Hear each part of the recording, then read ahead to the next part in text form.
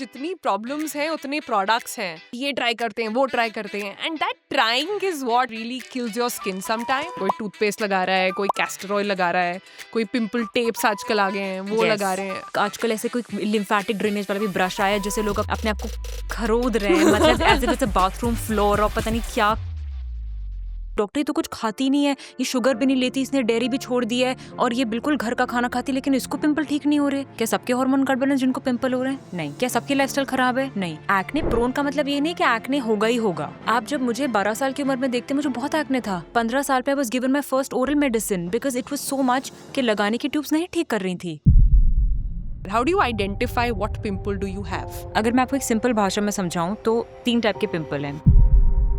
ये एक ताला चाबी की तरह है. It's not the only culprit but it's a big culprit. तो ये एक ऐसा ताला है जिसे नहीं खुलना चाहिए. आपकी स्किन सेल्स है ना ब्रिक्स की तरह है, उनके बीच में सीमेंट है जहाँ पे थोड़ा ये ऑयल एक रोल प्ले करता है सीमेंट में. आपने वो सीमेंट ही हटा दी तो जैसे हम कहते हैं बैरियर कॉम्प्रोमाइज हो गया. बॉडी को लगेगा ड्राई स्किन हो रही है मेरी और ऑयल बनाते हैं.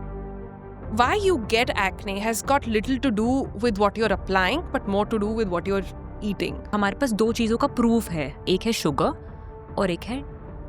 What does that mean for all the supplements? Problem ये है इंडिया में कि अगर आपको मैंने बता दिया तो आपने 1 हफ्ते यूज किया, फिर आपने छोड़ दिया और आपको आ गया रेजिस्टेंस, क्योंकि एंटीबायोटिक है और रिसर्च इतना तेज नहीं होता जितनी तेज आपके पिंपल्स बढ़ते हैं. I didn't know this is an antibiotic. That's Yeah. crazy. I have had patients where they have decided to abort their children. No Because way. just because they didn't know and they've been on tretinoin. Doctor, sorry, हमने लगा लिया, अब हम क्या करें? Retinol is not safe in pregnancy. Wow. But that's how dangerous it is. In the US, it is compulsory to sign a consent form. India mein, I can order it on Blinkit. Hello and welcome. I'm Sonal Mehrotra Kapoor. This is Doctor versus Internet. And today on this episode, we are going to solve all your problems related to acne, to pimple, to what your skin really feels like. And no, this is not just for women. This is not just for men who care about grooming, but this is for everybody to get a basic understanding of what is right and wrong and how skin, the largest organ in your body, responds to different things like response to your hormones, like response to your gut as well. But before I go anywhere in this podcast, by the way, a lot of you are watching our videos but not subscribing. So here's a quick reminder to go click that subscribe button and also follow us on other socials to ensure that हम जो videos बना रहे हैं वो आपकी timeline तक, आपके algo में feed करके आते जाएं बार-बार. So, having said that, let's open this conversation. And joining me today for this is Dr. Joshia Bhatia Sareen. She's an MBBS MD. She's got her diploma in allergy from Germany. She's also gone to London to get her MRCP. And she's a second generation doormat. So, खून में है आपके. Right, Joshia? Welcome to Doctor versus Internet. And I hope this will be a very clean and clear conversation. Can I call it that? Absolutely. Dr. Joshia, I think let's start with understanding the basics. A lot of people today don't know the difference between an acne and a pimple. ये basic knowledge भी नहीं है. तो क्या एक आसान तरीका है लोगों को समझाने का कि दोनों में फ़र्क क्या है? Of course. And before I start, आपके पॉडकास्ट का बड़ा इंटरेस्टिंग नाम है, डॉक्टर वर्सेस इंटरनेट. जी. तो जब मैं समझाने वाली हूँ आपको पिंपल और एक्ने, ये टर्म्स एक्चुअली बहुत कंफ्यूजिंग हो गई है इंटरनेट की वजह से. So it's a very valid name. But I want to tell people that जो कंज्यूमर्स हैं वो इंटरनेट नहीं बना रहे हैं, वो सिर्फ कंज्यूमर पार्ट है. इंटरनेट बना रहे वो हाउसेज जो अपना प्रोडक्ट देना चाहते हैं आपको एक स्टोरी बनाकर. हम उनके अगेंस्ट हैं. We want to be with people. So it is doctor with people versus internet. ताकि Okay. ताकि Yeah, उनको but you're right because internet पे जितनी problems हैं उतने products हैं. I remember when I was a teenager, and ये internet की पहले की बात है, every time, every weekend there would be a new ad product for a new shampoo and you thought ये try करते हैं, वो try करते हैं, and that trying is what, really kills your skin sometimes. True. So that's why I'm saying this is going to be educational because we'll come down to the basics. We'll understand Yeah. essential क्या है और क्या नहीं try करना है. Right. Yeah, so pimple जो होता है, पिंपल किसी को भी हो सकता है. एक आध पिंपल लाइफ में किसी को भी हो सकता है. जो एक दाना दिखता है आपको स्किन पे, जैसे मेरे फोरहेड पे है, वो एक पिंपल है. लेकिन अगर मुझे बार बार पिंपल होते हैं मेरा जेनेटिक्स की वजह से, मेरी बॉडी में इन्फ्लेमेशन चल रहा है, मेरी स्किन पे इन्फ्लेमेशन चल रहा है, मेरा ऑयल कितना निकलता है, मेरे हॉर्मोन्स मेरे ऑयल के साथ इंटरैक्ट कैसे करते हैं, ये फेज अगर बार बार चल रहा है उसे हम एक बीमारी कहते हैं. That is a medical condition called acne vulgaris. Vulgaris का मतलब होता है common. It's a very common condition. Acne actually आता है ग्रीक वर्ड से जिसको हम पहले कहते थे Acme. Many many many years ago, you know, जो पुरानी बुक्स में लिखा गया है. अब एक्मे का मतलब होता था एक पॉइंट या फिर एक पीक. तो जो भी पीक दिखती थी वो कहते थे एक्मे. अब वो ट्रांसलेट होते होते लैटिन में फिर इंग्लिश में एक्ने बन गया. Reminds me of a skincare and a cosmetic brand, but All of us can relate to all it. of us know which one. या सो जिसने सफर किया एक्ने से वो कभी कभी कुछ ब्रांड्स को नहीं भूल सकते. तो पिंपल एक दाना है. एक्ने है जब आपको बार बार पिंपल हो रहा है तो आप Got कहोगे it. मुझे एक्ने वल्गैरिस है. Hmm. अब एक और बहुत इंटरेस्टिंग चीज है. एक होती है एक्ने प्रोन स्किन, कि इनकी स्किन पे बार बार पिंपल होते हैं. और एक होती है कि आपकी लाइफस्टाइल कैसे उसे अफेक्ट कर रही है. मतलब you are born with a skin that can make you acne prone और नॉट एक्ने प्रोन. प्रोन मतलब होने की संभावना है. Yeah. अगर मेरी एक्ने प्रोन स्किन है और उसके बाद मेरे हार्मोन्स भी गड़बड़ काम कर रहे हैं मेरी स्किन पे, हार्मोन्स गड़बड़ नहीं है, वो स्किन पे गड़बड़ काम कर रहे हैं, मैं खाती भी बहुत बुरा हूँ, मैं शुगर भी बहुत ज़्यादा लेती हूँ, मैं डेयरी भी बहुत ज़्यादा लेती हूँ, मेरे सारे ट्रिगर्स हैं, तब मुझे पिंपल होंगे. Hmm. So lot of people have acne prone skin, लेकिन वो अच्छा मेंटेन कर लेते हैं. उनको दिखते ही नहीं कि अच्छा आपकी स्किन पे कभी पिंपल थे, ऐसा लगता नहीं है, बट हाँ थे, एक्ने प्रोन है स्किन. तो ये कैसे पता चलेगा कि मेरी स्किन एक्ने प्रोन है कि नहीं है? ये आपके जेनेटिक्स पर डिपेंड करता है कि आपकी स्किन एक्ने प्रोन है कि नहीं. अब आप ये समझिए कि एक्ने क्यों टीनेजर्स में स्टार्ट होता है. आप बहुत कॉमन सेंस की बात है, सबको पता होगा हार्मोन्स चेंज हो रहे हैं इसीलिए होता है. बट हार्मोन कर क्या रहे हैं? क्या हार्मोन गड़बड़ है? क्या सबके हार्मोन गड़बड़ हैं जिनको पिंपल हो रहे हैं? नहीं. क्या सबकी लाइफस्टाइल खराब है? नहीं. पेशेंट्स मेरे पास आके कहते हैं डॉक्टर हम इतना क्लीन खाते हैं, उनके पेरेंट्स भी शॉक होते हैं कि डॉक्टर ये तो कुछ खाती नहीं है, ये शुगर भी नहीं लेती, इसने डेयरी भी छोड़ दी है और ये बिल्कुल घर का खाना खाती, लेकिन इसको पिंपल ठीक नहीं हो रहे. तो ऐसा क्यों होता है? आपकी जेनेटिक्स डिसाइड करते हैं कि आपके हार्मोन्स क्या आपके रिसेप्टर्स जो हैं ऑयल ग्लैंड्स पे उन पे जुड़ेंगे कि नहीं. ये एक ताला चाबी की तरह है. अगर आपका ताला आपके चाबी को फिट कर रहा है तो आपके हार्मोन्स आपके ऑयल ग्लैंड्स को खोलेंगे और उसमें से निकलेगा ऑयल. सबके हार्मोन्स फ्लक्चुएट होते हैं, लेकिन सबकी स्किन तो ऑयली नहीं होती, क्योंकि उनके जो रिसेप्टर्स है वो सेंसिटिव ही नहीं है हार्मोन्स के लिए. उनका शेप ही ऐसा है कि हार्मोन आ रहा है, वो घूम के चले जा रहा है, वो रिसेप्टर पे बाइंड ही नहीं कर रहा है. उनकी ड्राई स्किन है. So most people with dry skin have no tendency of acne, which is why. तो ये जो ऑयल निकल रहा है ये बहुत बड़ा कल्प्रिट है. It's not the only culprit but it's a big culprit.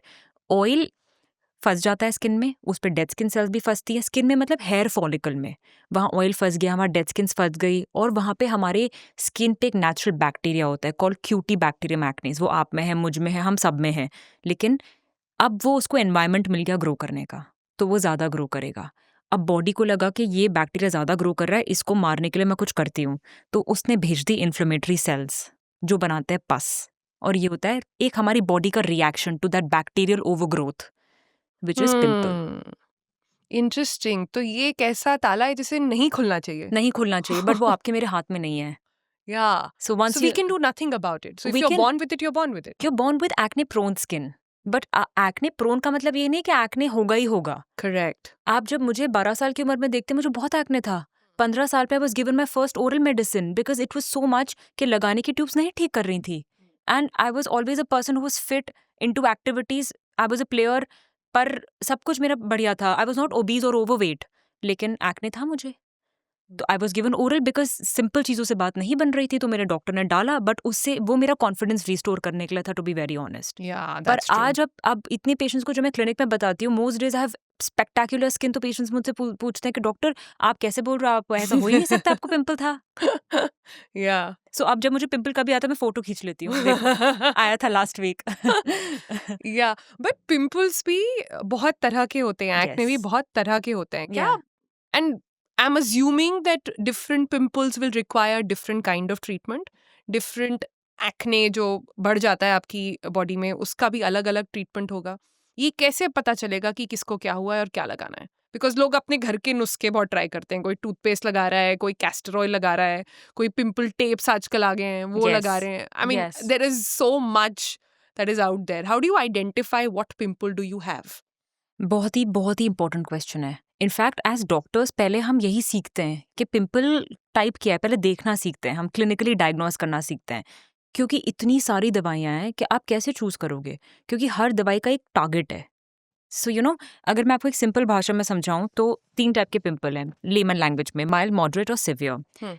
Mild acne क्या होता है कि जब ये आपका हेयर फॉलिकल है और ये आपके ऑयल ग्लैंड्स हैं, सारे के सारे ऑयल ग्लैंड्स हेयर फॉलिकल से जुड़े होते हैं, इंडिविजुअली ऑयल ग्लैंड्स नहीं पड़े होते स्किन में, तो इसीलिए पिंपल होता है हेयर फॉलिकल के अंदर. अब ये जब ऑयल निकला, पहले ऑयल ने क्या किया, यहाँ जाके ऊपर आके क्लॉग हो गया, ज़्यादा ऑयल आ गया. अब ये जो ऑयल है ना, ये ऑक्सीडाइज हो जाता है एटमॉस्फेयर की ऑक्सीजन की वजह से, ठीक है. जैसे कि एप्पल काटते हैं, वो काला पड़ जाता है, तो ये ऑयल काला पड़ गया, इसको बोलते हैं ब्लैक हेड, जो कुछ इस टाइप से दिखता है. या फिर नोज पे बहुत लोगों को होते हैं, वो कुछ इस टाइप से दिखता है, ये ब्लैक हेड्स हैं. कभी कभी ये स्किन के अंदर ही रहता है, उसके ऊपर एक स्किन की कवरिंग है, अंदर ऑयल है, उसे हम कहते हैं वाइट हेड. तो इसमें सिर्फ ऑयल है. सो जो ये ब्लैक हेड्स और वाइट हेड्स हैं, ये सिर्फ ऑयल को दर्शाते हैं, इसमें कोई बैक्टीरिया अभी ग्रो नहीं किया है, ये सिर्फ ऑयल है, तभी इनमें दर्द नहीं होता, क्योंकि बैक्टीरिया आया ही नहीं अभी तक, तो बॉडी ने इन्फ्लेमेशन किया ही नहीं है. सो ये फर्स्ट स्टेज होती है एक्ने की. But if this is just oil, हाँ when you squeeze it, हाँ which is very satisfying, Yeah. very wrong to do, Yeah. but very satisfying, it doesn't come out as oil. It comes out as a solid substance. वो yellow जो है वो हाँ. Oil है, वही oil है. Ooh. That is exactly what is oil, उसको sebum कहते हैं. So it's not just oil, it is a mixture of oil and cellular debris, जो Yeah. टूटे हुए सेल्स का कचरा है, हाँ. उसको हम सेल्यूलर डेब्री कहते हैं, तो वो उसका एक मिक्सचर है, जैसे हम सीबम कहते हैं. Got it. So it is not oil. Oil आपका कान में भी बन रहा है, वो ear wax, but that's not the same as this oil, Right. Right. So they are different oils, Fascinating. Right. And जब अब इस वाइट हेड ब्लैक हेड पे जब बैक्टीरिया ग्रो करना शुरू कर देगा, तब आएगा पस. इसे हम कहते हैं पैप्यूल. तो ये बनते हैं ऐसे लाल दाने, जो एक बहुत कॉमन कंडीशन दिखती है, लाल लाल लाल दाने हर जगह. और जब इन लाल दानों पे इतना इन्फ्लेमेशन हो जाएगा कि उनमें पस ही भरने लग जाए, इतना बड़ा पस बन गया है, तो उसे हम कहते हैं पस्ट्यूल, जो ये होते हैं पस. Hmm. तो ये सब डिफरेंट स्टेजेस हैं. और So finally will all pimples start with a blackhead? Some people only have black heads, white heads, उनका कभी बैक्टीरिया ग्रो ही नहीं करता उसके आगे, और वो सबका बैक्टीरिया सेम टाइप का है, बट उसके आजू बाजू कौन से बैक्टीरिया रह रहे हैं, वो उसको एक्चुअली ज़्यादा प्रोड्यूस होने दे रहे हैं कि नहीं, क्योंकि जगह तो सेम है स्किन पे. तो अगर गुड बैक्टीरिया है तो वो इस बैड बैक्टीरिया को ग्रो नहीं करने देंगे, so it is a competition. तभी हम कहते हैं ओवर क्लेंजिंग मत करो. क्यों हम कहते हैं एक्ने में, लोग को लगता है ऑयल हटा देते हैं, बट आप गुड बैक्टीरिया भी हटा रहे हो. तो आप गुड बैक्टीरिया हटाओगे तो बैड बैक्टीरिया तो प्रोलिफरेट करेगा, उसको जगह मिल गई ग्रो करने की. तो हमें ये भी समझना है. तो ये होता है जब बैक्टीरिया बहुत ज़्यादा ग्रो कर गया तो पस आ गया है. कभी कभी बैक्टीरिया बहुत डीप ग्रो कर रहा है, क्योंकि ऑयल अंदर है, ऑयल बहुत नीचे है, इसे हम कहते हैं नोड्यूल, कि अंदर ही अंदर बहुत पस बन रहा है और वो बाहर पस पॉइंट दिख नहीं रहा है. सो this is a nodule. This is the most severe form of acne, और ये Yes. जनरली लगाने की दवाइयों से कम ठीक होता है, क्योंकि अंदर ऊपर तो उसके नॉर्मल है, वो अंदर है प्रॉब्लम. तो इसे हमें लगाने the की one which गोली is से painful as it's very well. Painful. Yeah. It's very painful and has a lot of tendency to give you pits, Yes. but most patients will have a combination, जिसमें black head भी हैं, कुछ white head आ गए हैं, कुछ red पस वाले हैं, कुछ रेड बिना पस वाले हैं, पैप्यूल्स है, पस्ट्यूल्स हैं. This is most common type of acne. Good Lord. Yeah. Yeah. Oof. So what I'm taking away from this is that getting pimples on your face might not be a factor of what you're doing wrong. Yeah. It could largely be defined by genetics. That's number one. Yes. Second, I'm taking away is that अगर एक दो निकल रहे हैं तो it's treatable. If you are getting like an army of it, like a Yeah. tsunami of it on your face, which is basically when it becomes acne, that's when medical intervention is required. Am I correct to say that? Yes. पता है ये बहुत depend करता है कि किसको medical intervention कब लेना है. हमारी साइक सबकी अलग अलग है. कुछ लोग होते हैं, अरे डॉक्टर पिंपल क्या ठीक हो जाएंगे, चिल पर्सनालिटी. जिनको फर्क ही नहीं पड़ता उनको क्यों ट्रीट करना है, because we treat for ourselves, we don't treat for other people. अगर मेरी साइक को अफेक्ट करा, और कुछ लोग ऐसे होते हैं एक वाइट हेड भी उनको अफेक्ट करता है, तो अब ऐसे पेशेंट्स आते हैं ऐसे आपके पेशेंट्स पास? आते हैं बिकॉज या तो उनका काम ऐसा है कि उनका जॉब डिमांड करता है कि एक भी चीज़ ना दिखे, बिल्कुल स्पेक्टेकुलर स्किन दिखे. और कुछ लोग होते हैं जिनका नॉनशलांट बिहेवियर होता है, तो सबका अपना अपना है। कुछ लोगों की So- पिंपल चले गए लेकिन मार्क्स बहुत मार्क्स बॉदर कर रहे हैं उनको। यस। तो Yeah. सबका सब स्टेजेस का एक अलग ट्रीटमेंट होता है। बहुत चीजें आपको ये समझना है कि मार्क्स बीमारी नहीं है, मार्क्स आर लाइक रेसिड्यू, वो तो छूट गया है। जब भी इंडियन स्किन पे, ब्राउन स्किन पे चोट लगेगी, एक्ने भी टाइप की चोट है, तो वो काला दाग छोड़ेगी। अब आप कुछ नहीं भी करोगे तो वो अपने आप चला जाएगा। इनफैक्ट अगर आप सिर्फ सनस्क्रीन लगाओगे, मार्क अपने आप चला जाएगा। क्यों? बिकॉज मार्क में क्या है, कलर प्रोड्यूसिंग सेल्स हैं और वो सेल्स भी एक्टिव हैं। उनको धूप मिलेगी विच इज देयर स्टिमुलस, तो वो कलर और बनाएंगे। अगर आपने उनको एक छतरी दे दी, एक सनस्क्रीन दे दी, तो उनका शील्ड हो गया, they are shielded from UV exposure, तो उनको स्टिमुलस नहीं मिला, तो वो धीरे धीरे अपने आप ही विड्रॉ हो जाएंगे। Got it. So sunscreen goes a long way for marks. और अगर आपको उसको ठीक भी करना है तो मार्क्स को डिसॉल्व करने के लिए भी बहुत सारी चीजें आती हैं। पर कोई भी You know- सनस्क्रीन और पर्टिकुलर काइंड ऑफ सनस्क्रीन? जो भी सनस्क्रीन आप लगा सकते हो और आप लगाते हो, जो आपको सूट करती है। आजकल इंडिया में, अब गैजेट ऑफ इंडिया में आ गया है कि आपको सनस्क्रीन की इन वीवो टेस्टिंग करवाना जरूरी है इंडिया में। What is that? In vivo testing मतलब लाइव स्किन पे test. You can not just do it in a lab और कोई भी फैंसी गैजेट्स के थ्रू अपना टेस्ट किया और SPF लिख के मार्केट में बेच दिया। That's not allowed any more. तो आपको इन वीवो टेस्टिंग करनी है जो एक्चुअल ह्यूमन स्किन पे हुई है। तो उससे ना एज कंज्यूमर्स, एज डॉक्टर्स, हमारा थोड़ा सा कॉन्फिडेंस बढ़ गया इंडियन सनस्क्रीन्स पे।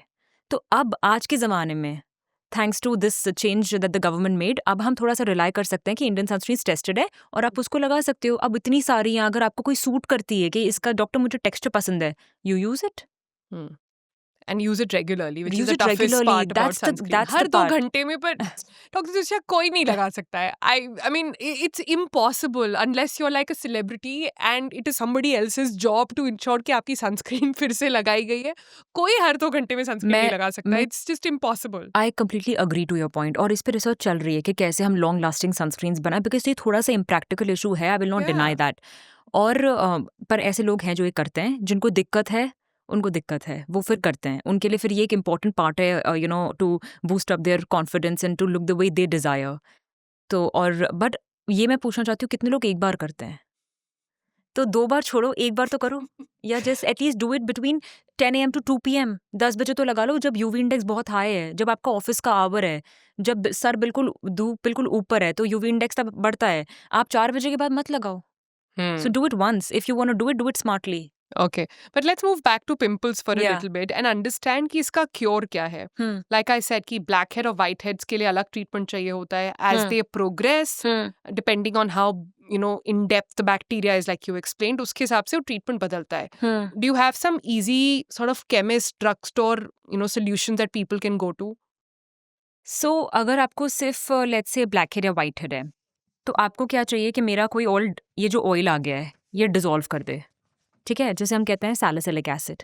सैलिसिलिक एसिड एक ऐसा एसिड है जो ऑयल को डिसॉल्व करता है, राइट? अब थोड़े दिन पहले ये चर्चा चली थी कि अभी गवर्नमेंट ने जन औषधि में एक salicylic acid face wash launch कर दिया है। Yeah. वो एक्चुअली 3 साल पहले लॉन्च हो चुका है, वो अभी बस ट्रेंड कर रहा है। तो सैलिसिलिक एसिड फेस वॉश अब हर जगह अवेलेबल है, but for them it is a pharmacy product. Okay, but बहुत सारे over the counter salicylic acid face washes आते हैं जो ऊपर का ऑयल, ऊपर का जो डर्ट है उसको हटा सकते हैं। But understand that face wash सिर्फ ऊपर की ऑयल को हटाएगा। वो जो अंदर पूरा आपके हेयर फॉलिकल में हेयर ऑयल क्लॉग्ड है, यहाँ तक नीचे नहीं जाएगा। तो यहाँ पे क्या काम करेगा? सैलिसिलिक एसिड सीरम जो लगा हुआ है स्किन पे, because face wash is rinsed of after 2 minutes। So that's why लोग पूछते हैं कि डॉक्टर सिर्फ सैलिसिलिक फेस वॉश नहीं कर सकते, सीरम भी करना जरूरी है, क्योंकि वो डीप कौन जाएगा? फेस वॉश तो आपने हटा दिया, तो उसके लिए सैलिसिलिक एसिड सीरम आता है, 2% सैलिसिलिक, 1% सैलिसिलिक सीरम। तो लोग ये लगाते हैं ब्लैक हेड्स वाइट हेड्स के लिए। अब कई बार ये भी होता है कि जब आप पहली बार लगाना शुरू करते हो, लोग कहते हैं डॉक्टर आप, हमने तो इंटरनेट पे सुना था लगाते हैं और हमें तो पिंपल बढ़ गए। तो क्योंकि वो आधी इन्फॉर्मेशन है। आपने समझना है कि जब ऑयल बाहर निकल रहा है तो वो एक्चुअली बैक्टीरिया उस पर भी ग्रो कर सकता है। तो वो रेड आपका था ब्लैक हेड वाइट हेड, वो कन्वर्ट हो गया पिंपल में। ऐसा भी किसी किसी को होता है, विच इज़ वाई हम सबकी बॉडी डिफरेंट है। तो ऐसा नहीं सैलिसिलिक सबकी प्रॉब्लम सॉल्व कर देगा, किसी किसी को वो वर्सन भी करता है। Right. In fact, overdoing salicylic acid is also possible and that Yes. destroys your skin, correct? Because आपने पूरा ही ऑयल हटा दिया। जो आपको थोड़ा बहुत ऑयल अपनी स्किन को हाइड्रेट करने के लिए चाहिए था, आपकी स्किन सेल्स है ना ब्रिक्स की तरह, उनके बीच में सीमेंट है, जहाँ पे थोड़ा ये ऑयल एक रोल प्ले करता है सीमेंट में। आपने वो सीमेंट ही हटा दी, तो जिसे हम कहते हैं बैरियर कॉम्प्रोमाइज हो गया, क्योंकि आपने पूरा ऑयल निकाल दिया अपनी स्किन का। उससे प्रॉब्लम ज्यादा सॉल्व नहीं होगी, क्योंकि ऑयल तो फिर बन रहा है, फैक्ट्री तो अंदर है, आपने तो सिर्फ ऊपर ऊपर से हटाया, तो इनफैक्ट बॉडी को लगेगा ड्राई स्किन हो रही है मेरी, और ऑयल बनाते हैं. सो it is very nuanced. Acne is not so simple. हमारी पूरी इतनी मोटी किताब होती है जिसमें सिर्फ पिंपल्स के बारे में पढ़ाया जाता है. तो आप समझ सकते हो कि इट्स सो. बट जिसको अगर सिंपल सोल्यूशन चाहिए before you meet a doctor, आप एक salicylic acid face wash use कर सकते हैं, एक सैलिसिलिक एसिड सीरम कर सकते हैं अगर ब्लैक हेड्स व्हाइट हेड्स है तो. राइट. अगर आपको एक्ने हो रहा है, जो पस्ट्यूल है या पैप्यूल है, रेड वाले हैं, जो पस वाले हैं, जैसे let's take this for an example. अगर आपको ये टाइप का एक्ने हो रहा है, तो जैसे मैंने बताया इस पे बैक्टीरिया है, तो आपको एंटी बैक्टीरियल चाहिए. चाहे वो लगाने का एंटीबायोटिक हो सकता है, चाहे वो खाने का हो सकता है. आजकल फेस वॉशेस में भी एंटीबायोटिक आते हैं. बट ये सिर्फ सैलिसिलिक एसिड से ठीक नहीं होगा, क्योंकि ऑयल से थोड़ा आगे बात बढ़ चुकी है. सो इसके लिए हम देते हैं, there are molecules like clindamycin 1% gel, clindamycin phosphate, this benzoyl peroxide, so something like clindamycin with niacinamide. But usually these doctors will write for you because problem ये है इंडिया में कि अगर आपको मैंने बता दिया और आपने यूज कर लिया और फिर आप क्या करोगे, आपको पता नहीं कब तक यूज करना है. तो आपने एक हफ्ते यूज किया, फिर आपने छोड़ दिया और आपको आ गया रेजिस्टेंस, क्योंकि एंटीबायोटिक है. और फिर आप पे दोबारा ये कभी काम नहीं करेगा. और रिसर्च इतना तेज नहीं होता जितनी तेज आपके पिंपल्स बढ़ते हैं. तो रिसर्च तो अभी है 4 या 5 एंटीबायोटिक्स पे 200 साल में, राइट. तो आप इनको 4-5 से काम चलाना है, तो आप इसको जुडिशियसली यूज करोगे. तभी Because this जितना is so easily available over the counter. Yes. Like I remember in my teenage years, clindamycin used to be such a thing. जिसको Yeah. भी पिंपल हो रहा है, clindamycin लगा रहा है. Yeah. And now you've become resistant. I didn't know this is an antibiotic. That's Yeah, crazy. clindamycin is an antibiotic. Similarly, जैसे पहले कुछ एंटीबायोटिक काम करती थी, जैसे म्यूपेरोसिन, अब वो काम ही नहीं करती हैं, क्योंकि हमने ऐसे छोटे थोड़ा यूज करके जब मन मर्जी है उससे खुद को रेजिस्टेंस कर लिया है और कम्युनिटी रेजिस्टेंस आ गया है. Yeah. सो एंटीबायोटिक्स आपको तब तक लिखनी है जब तक डॉक्टर ने लिखी है. जैसे आप खाते हो, क्योंकि लगाने का है तो इसको लेस सीरियसली नहीं लेना है. Got it. You know? That's good information. Yeah. Similarly, there's benzoyl peroxide. तो अब क्लिंडामाइसिन के साथ पहले नायासिनामाइड आता था, अब ज्यादा बेंजोल पेरोक्साइड क्यों आता है? क्योंकि प्लेन क्लिंडामाइसिन का तो रेजिस्टेंस आ गया है, तो हमें बेंजोल Oops. पेरोक्साइड डालना पड़ता है. उससे आपका स्किन का इरिटेशन बढ़ेगा थोड़ा सा, लेकिन क्लिंडामाइसिन को काम करने के लिए अब चाहिए वो. तो बेंजोल पेरोक्साइड क्यों, ऐसा क्या हुआ, रेजिस्टेंस क्या होता है? एंटीबायोटिक ने क्या किया, वो बड़ा स्मार्ट है, बैक्टीरिया बड़ा स्मार्ट है, उसने अपना डीएनए मॉडिफाई कर लिया है. अब वो एंटीबायोटिक उसके डीएनए पे काम ही नहीं कर पाती. उसने क्या करना शुरू कर दिया, एक सब्सटेंस निकालता है हमारा बैक्टीरिया, जिसको हम कहते हैं बायोफिल्म, और वो अपने सारे बैक्टीरिया के आसपास एक चादर की तरह बायोफिल्म बना लेता है. अब इस बायोफिल्म को काटेगा कौन? उस ब्लैंकेट को. ये जो फोर्ट बन गया है, जो राजा जी ने फोर्ट बना दिया है, उसके अंदर सेना घुसेगी कैसे? वो है बेंजोल पेरोक्साइड. ये करेगा वो छेद जिसके थ्रू फिर क्लिंडामाइसिन बेचारा घुस पाएगा अंदर. सो अब किसी दिन इसका भी रेजिस्टेंस आ जाना है. ठीक है. थैंकफुली बीपीओ का आता नहीं है, but we don't know the bacteria, हमें नहीं पता उसका. So this is a good time to remind everybody watching कि हम यहाँ पर आपको इन्फॉर्मेशन दे रहे हैं. इसका मतलब ये नहीं है कि आप जाके केमिस्ट से उठा लेंगे और खुद लगाना शुरू कर देंगे. प्लीज अपने डर्मेट के पास जाएं, समझें. But this is good information to have so that you don't at least abuse. कितने लोगों के पास अभी भी क्लिंडामाइसिन घर पे रखा हुआ है और हर पिंपल के बाद लगा लेते हैं. राइट. सो आइडियली 3 मंथ से ज्यादा एक एंटीबायोटिक को नहीं यूज करना चाहिए, और ऐसे बीच बीच में जल्दी बंद नहीं करना चाहिए. That is when your doctor decides when to stop and when not to, because ये इतना आसान नहीं पॉडकास्ट में समझाना, क्योंकि वो यही हमारा स्किल है, यही हमने मेडिसिन में सीखा है कि किसको इंडिकेशन कब है, किसको कितना देना है. That's what the degree is all about. अब फाइनली आते हैं जब आपको बन गया है एक नोड्यूल, दिस जो बहुत ही डीप है. तो इसमें कभी कभी we have, like I said, we have to give oral antibiotics, या फिर हमें ओरल आइसोट्रेटिनोइन देनी पड़ती है, which is a retinoid. Retinoids क्या करते हैं, और ये बहुत ही इंपॉर्टेंट पार्ट है और बहुत ही इंटरेस्टिंग भी है, बिकॉज रेटिनॉइड्स जैसे कि रेटिनॉल, रेटिनाल, ट्रेटिनोइन, एडाप्लिन, लोगों को लगता है ये एंटी एजिंग है, बट एक्चुअली एक्ने के लिए डिस्कवर हुए थे. करेक्ट. इनका एंटी एजिंग का कोई जिन्होंने डिस्कवर किया था उनका कोई सोच नहीं था कि हम इसको एक्चुअली एंटी एजिंग के लिए यूज करेंगे. सालों बाद ऑफ लेबल सालों बाद डॉक्टर्स ने देखा कि अच्छा, जिनको हम पिंपल्स के लिए ठीक कर रहे हैं उनकी एजिंग कम हो रही है, ऐसा क्यों हो रहा है? That is how it was discovered कि अच्छा, वो तो कोलैजन भी बनाते हैं. सो ट्रेटिनोइन जैसे एक ड्रग है लगाने की. This is the tretinoin. So ये बहुत सारे परसेंटेजेस में आती है. It is USFDA approved in this concentration 0.025 for anti ageing and also for acne. Right. So retinol is not approved for anti-aging. Retinal is not approved. This is approved. पर ये सब नहीं लगा पाएंगे because ये बहुत drying होती है. So it's a prescription strength molecule everywhere in the world. You can't buy it without a doctor's prescription, also because it's extremely unsafe for pregnant women. So in fact not just pregnant women who are planning a pregnancy, उनको कुछ महीने पहले बंद करना पड़ता है. I see. So तभी इसे हमें लूजली नहीं यूज करना चाहिए, and that part is very But important. again, in India, it's available Yeah, everywhere. yeah, On Instagram, yeah. people are making reels about that Yes, retinoid yes, yes. routines, and people are just following it left, And right, and they center. have written a disclaimer This in the is caption. worrying. But who reads it? Who reads the Yeah. caption in the caption if you put a disclaimer? And for So- pregnant women, is it only for tretinoin or is it for retinol and retinals as well? Both, all. Wow. Yeah, retinol is not safe in pregnancy. So Yeah. even if you're planning a pregnancy, if you're planning to conceive, you need to stop your usage of Few months retinols before conceiving. and retinals as well, the very 100%. viral retinal. 100%. That's 100%. just nuts. I don't think Yeah. people know that. lot of people don't know that. And I've had patients जिन्होंने लगा के and then मुझे call किया, and क्योंकि उनके gynaecologist ने उन्हें कह दिया कि हमें नहीं पता क्या करना होता है इसमें, कि हमें नहीं लगता ये सेफ है, पर आप अपने डोमैट से पूछ लो. एंड उनका डॉक्टर सॉरी हमने लगा लिया, अब हम क्या करें. अब what do I say? Medically it's not safe, legally it's not safe. And I have had patients where they have decided to abort their children. No Because way. just because they didn't know and they've been on tretinoin. So what can it do actually? So retinoid category X medication है, मतलब बिल्कुल contraindicated. It can lead to cardiovascular problems in the baby. It can cause limb development में problem. Limbs छोटे बन सकते हैं, bone नहीं बन सकती है इनकी. It can cause eye problem, neurological problem, or vitamin A causes a lot of problem because it's a high dose of vitamin A. It's a different strength of vitamin A.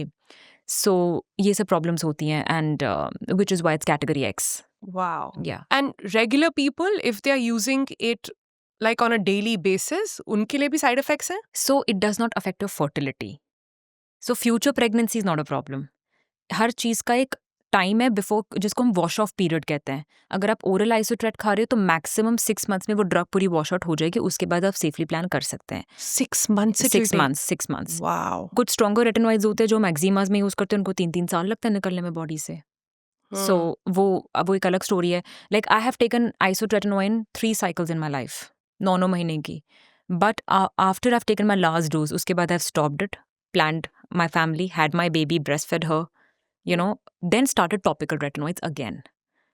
Wow. So future pregnancy is not a problem. ये बहुत young parents का भी young girls की parents का doubt होता है कि वो fertility को affect करती है या उनको आगे बच्चों में problem है कि no. Let's make it very clear. In the US, it is compulsory to sign a consent form, and consent में क्या लिखा होता है कि आपको double contraception use करना है while you're on the drug. अगर वो patient sign करता है तो ही उनको दवाई डॉक्टर लिखते हैं और फिर उनको फार्मेसी से मिलती है. double contraception Double you contraception. have to use, huh? Yeah, you can't say sorry. You just cannot risk getting pregnant. Yeah, that's isotret for us. So इसीलिए वो इतना रिस्की है, और आपको डॉक्टर से पूछ के लेना चाहिए कब तक लेना चाहिए. एंड बहुत सारे डाउट्स आपके आएंगे जब आप पढ़ोगे इंटरनेट पे आइसोट्रेटिनोइन को लेके या टॉपिकल रेटिनॉइड्स को लेकर. हर चीज डॉक्टर से एक बार क्लियर करनी चाहिए. Yeah, That's why you're because taking a from consultation. what I was reading is that in the US, they have, and UK maybe in fact, there is a regulatory history and they have changed the usage completely. They are saying there will now be a monitored protocol Yeah. on who's taking retinols Yeah, or retinals or Yeah. even tretinoins for that matter. Yeah. And India mein, matlab, I can order it on Blinkit. Yeah, that is true. I'm going to get it on any of the apps online and in 10 minutes that's going to Yeah. be available. But that's how dangerous it is. But the onus doesn't lie on the consumer or a doctor. The Yeah. onus lies on the bodies regulating these things. Absolutely. And Absolutely. where are they? The availability has to be brought it has down. to be curbed. You can't just sell it like that. So, अब बहुत जब UK में आप जो बता रहे थे, retinol 0.1% से ऊपर you cannot take without a prescription. So, India में बहुत सारे क्रिएटर्स ने रील्स बने कि रेटिनॉल यूके में बैन हो गया है because it's dangerous, and they started selling their own products कि आप उसकी जगह ये लगा सकते हो, आप उसकी जगह हमसे ये लगा सकते हो, पेप्टाइड लगा सकते हो, बाकुचियो लगा सकते हो. Incomplete information. Retinol point, that because they're mindful of it. Retinol higher percentage में आपको डॉक्टर से पूछ के लेना है. It is not banned. It is banned over the counter. Correct. But help me understand, this is somebody who's not planning a family and is still using tretinoin, because what people tell me is that it is still like the gold standard for treating. It's holy grail. It's holy grail for holy pimples, right? And yet you have to be mindful of the impact. क्या इसका कोई दूसरा impact हो सकता है और कोई side effect हो सकता है for even those who are regular citizens or perhaps not planning pregnancy? So topical retinoids का सिर्फ dryness एक potential है. तो अगर आपको तरीके से आता है यूज करना, आप अच्छे से कर लोगे। वो एक दो-धारी तलवार की तरह है। आपने ज़्यादा लगाते हो तो ड्राइनेस हो जाएगी, बहुत कम लगाया तो कुछ नहीं होगा। तो एक बार डॉक्टर से समझना पड़ेगा कैसे लगाना है। एक बार आपको लगाना आ गया तो कोई प्रॉब्लम नहीं है, आप लगा सकते हो। Right. खाने की गोलियों के बहुत साइड इफेक्ट्स हो सकते हैं। There are people who have mental health issues. हम ये हमेशा पूछ के देते हैं, अगर आपको डिप्रेसिव या एंग्जाइटी सिम्टम्स हैं, आप आइसोट्रेट ले रहे हो, there is a chance that they are aggravated. There is a chance आपको ज़्यादा मूड स्विंग्स होंगे, सुसाइडल थॉट्स आ सकते हैं, एंग्जाइटी हो सकती है। तो ये सब हम पूछ के देते हैं पेशेंट्स को। किसी को लिवर डिजीजेज होती हैं, फैटी लिवर होता है, किसी का कोलेस्ट्रॉल ऑफ द चार्ट्स होता है। आइसोट्रेट दोनों को बिगाड़ सकती है again. See side effects don't happen in everyone Correct. And every drug has a side effect. तो हमें रिस्क बेनिफिट रेशियो देखना है। अगर एक फैटी लिवर ग्रेड 1 का पेशेंट आ रहा है, शायद मैं उसको आइसोट्रेट फिर भी अटेम्प्ट करूंगी अगर उसको somewhere like this sort of acne they have or a nodular acne, but I will not attempt it in somebody who has like a couple of pimples. Got it. लेकिन अगर किसी को ग्रेड 3 या grade 2 भी है तो मैं शायद आइसोलेट अटेम्प्ट ही ना करूं।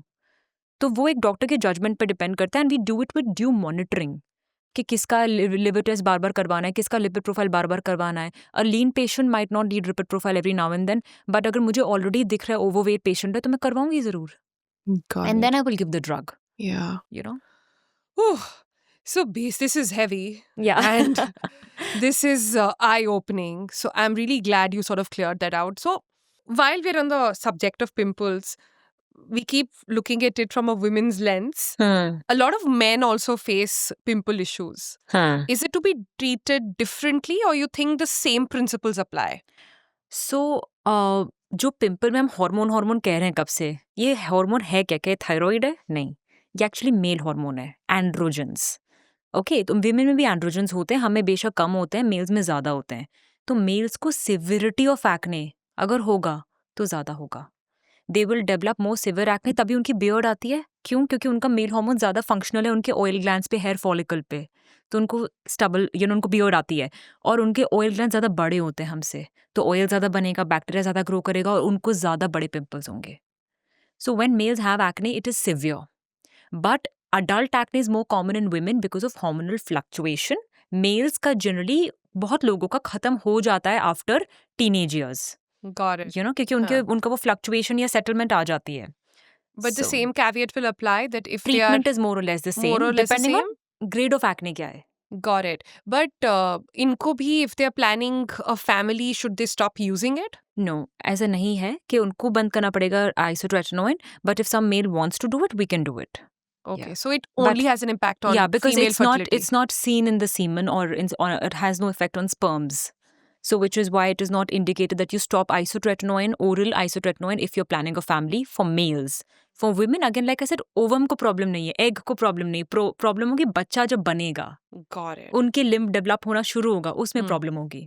Okay, okay. But talking about what should be on your skin. Uh, we live in times when every day there is a new product that is being propagated on the internet as something that will solve all your skincare problems. Niacinamide has become very famous in Yeah. household. Yeah. अगर आप किसी के भी washroom में आजकल जाएं True. तो सबके पास एक रेटिनॉल, एक नाइसिनामाइड, एक विटामिन सी और एक कुछ स्किन बैरियर रखा होगा, right?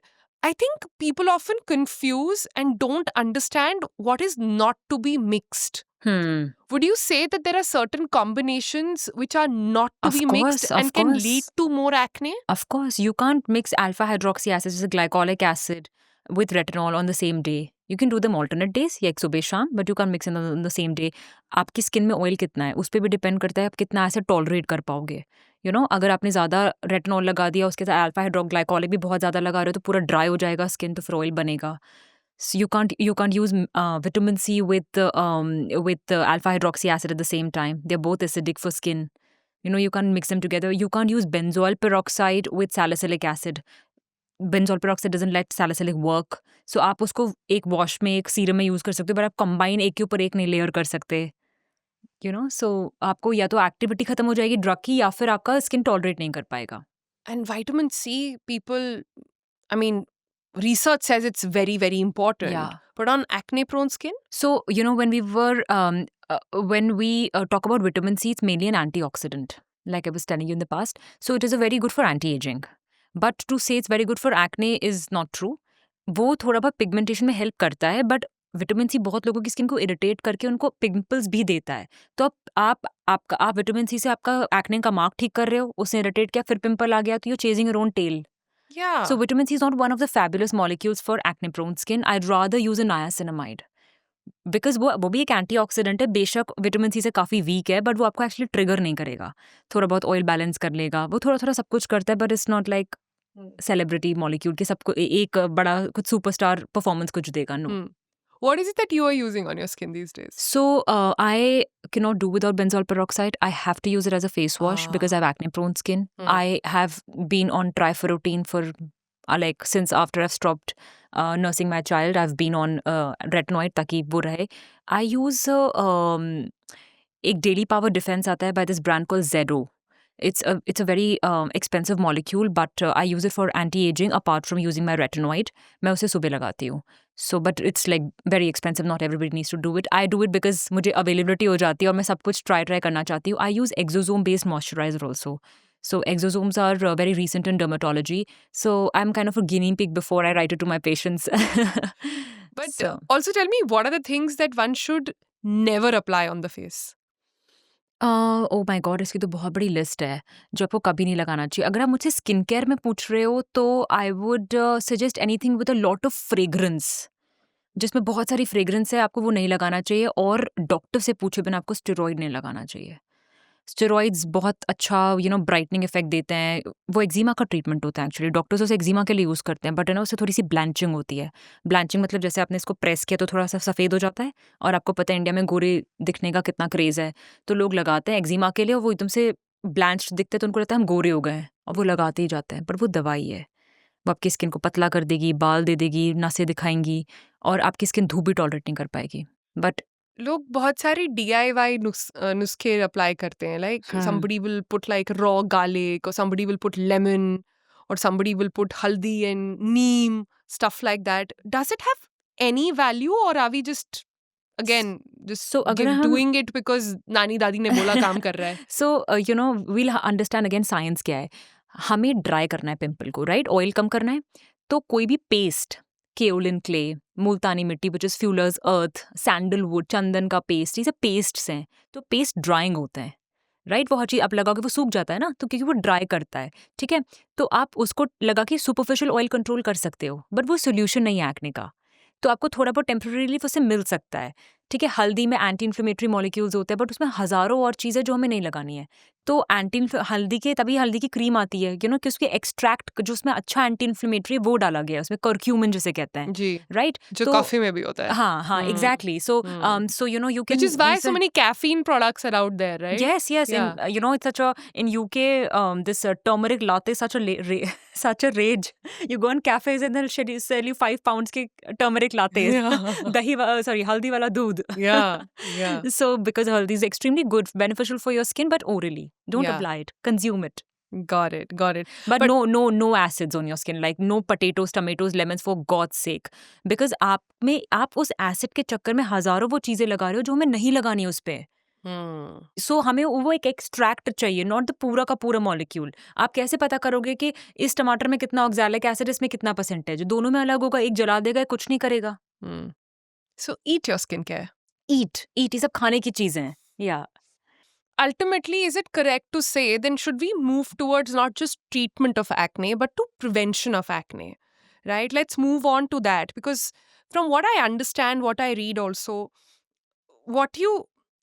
why you get acne has got little to do with what you're applying, but more to do with what you're eating, right? We are what we eat, and that's what's leading to gut issues, and that's what leading to inflammation, that's what leading to hormones doing a funny dance in your body and just being out of control. So what is a good way to understand food versus skin? So there's a lot of research that goes into how diet affects acne. A lot of research, like you can't even fathom the amount of research there is. But एक होती है ना जिसे हम कहते हैं anecdotal evidence, सुनी सुनाई बातों पे, या फिर जिसे हम कहते हैं हिंदी में what do you say, उपाख्यानात्मक सबूत या प्रमाण। मैंने बहुत सारे लॉयर्स को बोलते हुए very good Hindi, even I don't know. मैंने लॉयर्स को बोलते हुए सुना है that this is anecdotal evidence, है ना? तो इसका ना मेडिसिन में बहुत कम वैल्यू है, कि जैसे मैं अगर कहूँ, जैसे मैंने आपको बताया मुझे पिंपल से बचपन में, तो मैं कहूँ कि यार ये मैं ये करती थी, इसकी वजह से मुझे पिंपल थे, तो ये हो गया कि मेरा मानना क्या है, ये मुझे हो रहा है। बट ये क्या लार्जर पॉपुलेशन को होता है? नहीं। जैसे कुछ लोग मुझे कहते हैं डॉक्टर हमें बादाम से पिंपल्स होते हैं, पर मुझे तो कभी नहीं हुए। तो because this is anecdotal evidence, ये एक आध को हो सकता है बट ये लार्जर पॉपुलेशन में रिफ्लेक्ट नहीं करता। कुछ लोग कहते हैं हमें ऑयली फूड खाने से होता है, हमारे पास कोई एविडेंस नहीं है इसका इन Yeah. Larger studies. जो This I सबसे want you to stress upon because लोगों Yeah. को लगता है वो ज्यादा तेल खाएंगे, हाँ। ज्यादा ऑयल कंज्यूम हाँ। करेंगे तो उनके फेस पर ऑयल निकलेगा, उसका कोई रिलेशनशिप नहीं है। Yes that is Yeah. True, क्योंकि एक आध पेशेंट को हो सकता है, एक आध किसी को हो सकता है। वी आर नॉट सेइंग कि नहीं डॉक्टर हमें तो होता है, आप झूठ कह रहे हो, ऐसा नहीं होता। मेटा एनालिटिक डेटा क्या कहता है, मतलब कि जब बहुत सारी स्टडीज करी गई है लार्जर पॉपुलेशन और उन स्टडीज को भी कंबाइन किया गया है, that is Correct. Grade 1 evidence, जिसे हम मेटा एनालिसिस कहते हैं, राइट। और वो एविडेंस बताता है कि हमारे पास दो चीजों का प्रूफ है, we have lot of evidence, जिसे हम स्ट्रॉन्ग एविडेंस कहते हैं। एक है शुगर और एक है डेयरी प्रोडक्ट्स। नाउ डेयरी में भी ये है कि जो वे कंपोनेंट है, वे प्रोटीन है, वो ज़्यादा खतरनाक है, जो काउ मिल्क में होता है, बफलो मिल्क में भी होता है, कर्ड में वो थोड़ा सा कम होता है। उसके बाद घी और ऑयल में बिल्कुल नहीं होता, उसमें तो प्रोटीन है नहीं, उसमें तो पूरा फैट है, उससे प्रॉब्लम नहीं है। सो आप घी लगा के खा सकते हो, आप दही खा सकते हो, दही हैज़ गुड बैक्टीरिया, प्रोबायोटिक्स, वो आपके गट का बैक्टीरिया गुड करते हैं, But है ना। what does that mean for all the whey protein supplements? Yes you तो whey is known cause of acne. 3 supplements है जो एक्ने कर सकते हैं। वे, चाहे वो कॉन्सेंट्रेट हो, आइसोलेट थोड़ा कम चांसेस हैं बट कर सकता है। We can obviously discuss if you want to कि क्यों दोनों में क्या डिफरेंस है, वे कॉन्सेंट्रेट या वे आइसोलेट। दूसरा है विटामिन B12 सप्लीमेंट्स और तीसरा है बायोटिन, जो लोग पिल्स की तरह, गमीज की तरह खाते रहते हैं। For hair. For hair That gives acne. That gives lot of acne to lot of patients. Again it's not everybody, हाँ. ठीक है। लेकिन अगर आपने गमीज खाना शुरू किया, बायोटिन की, गमीज में तो शुगर भी होता है, खैर अगर आपने गमीज खाना शुरू किया अभी अभी और आपको बायोटिन गमीज और आपको एक्ने हो रहा है, it could be a possible trigger. Mm. सो ये सब ट्रिगर्स हैं, तो हमारे पास इन चीज़ों का भी एविडेंस है कि ये तीनों चीज़ें करती हैं। तो वे डेफिनेटली करता है, तभी मिल्क में वे है ना, Hmm. That is problematic. और ये क्या करता है, ये हमारी बॉडी में ना IGF-1 insulin like growth factor 1 को बढ़ाता है, जो डायरेक्टली जाके हमारे ऑयल ग्लैंड्स को स्टिमुलेट करता है।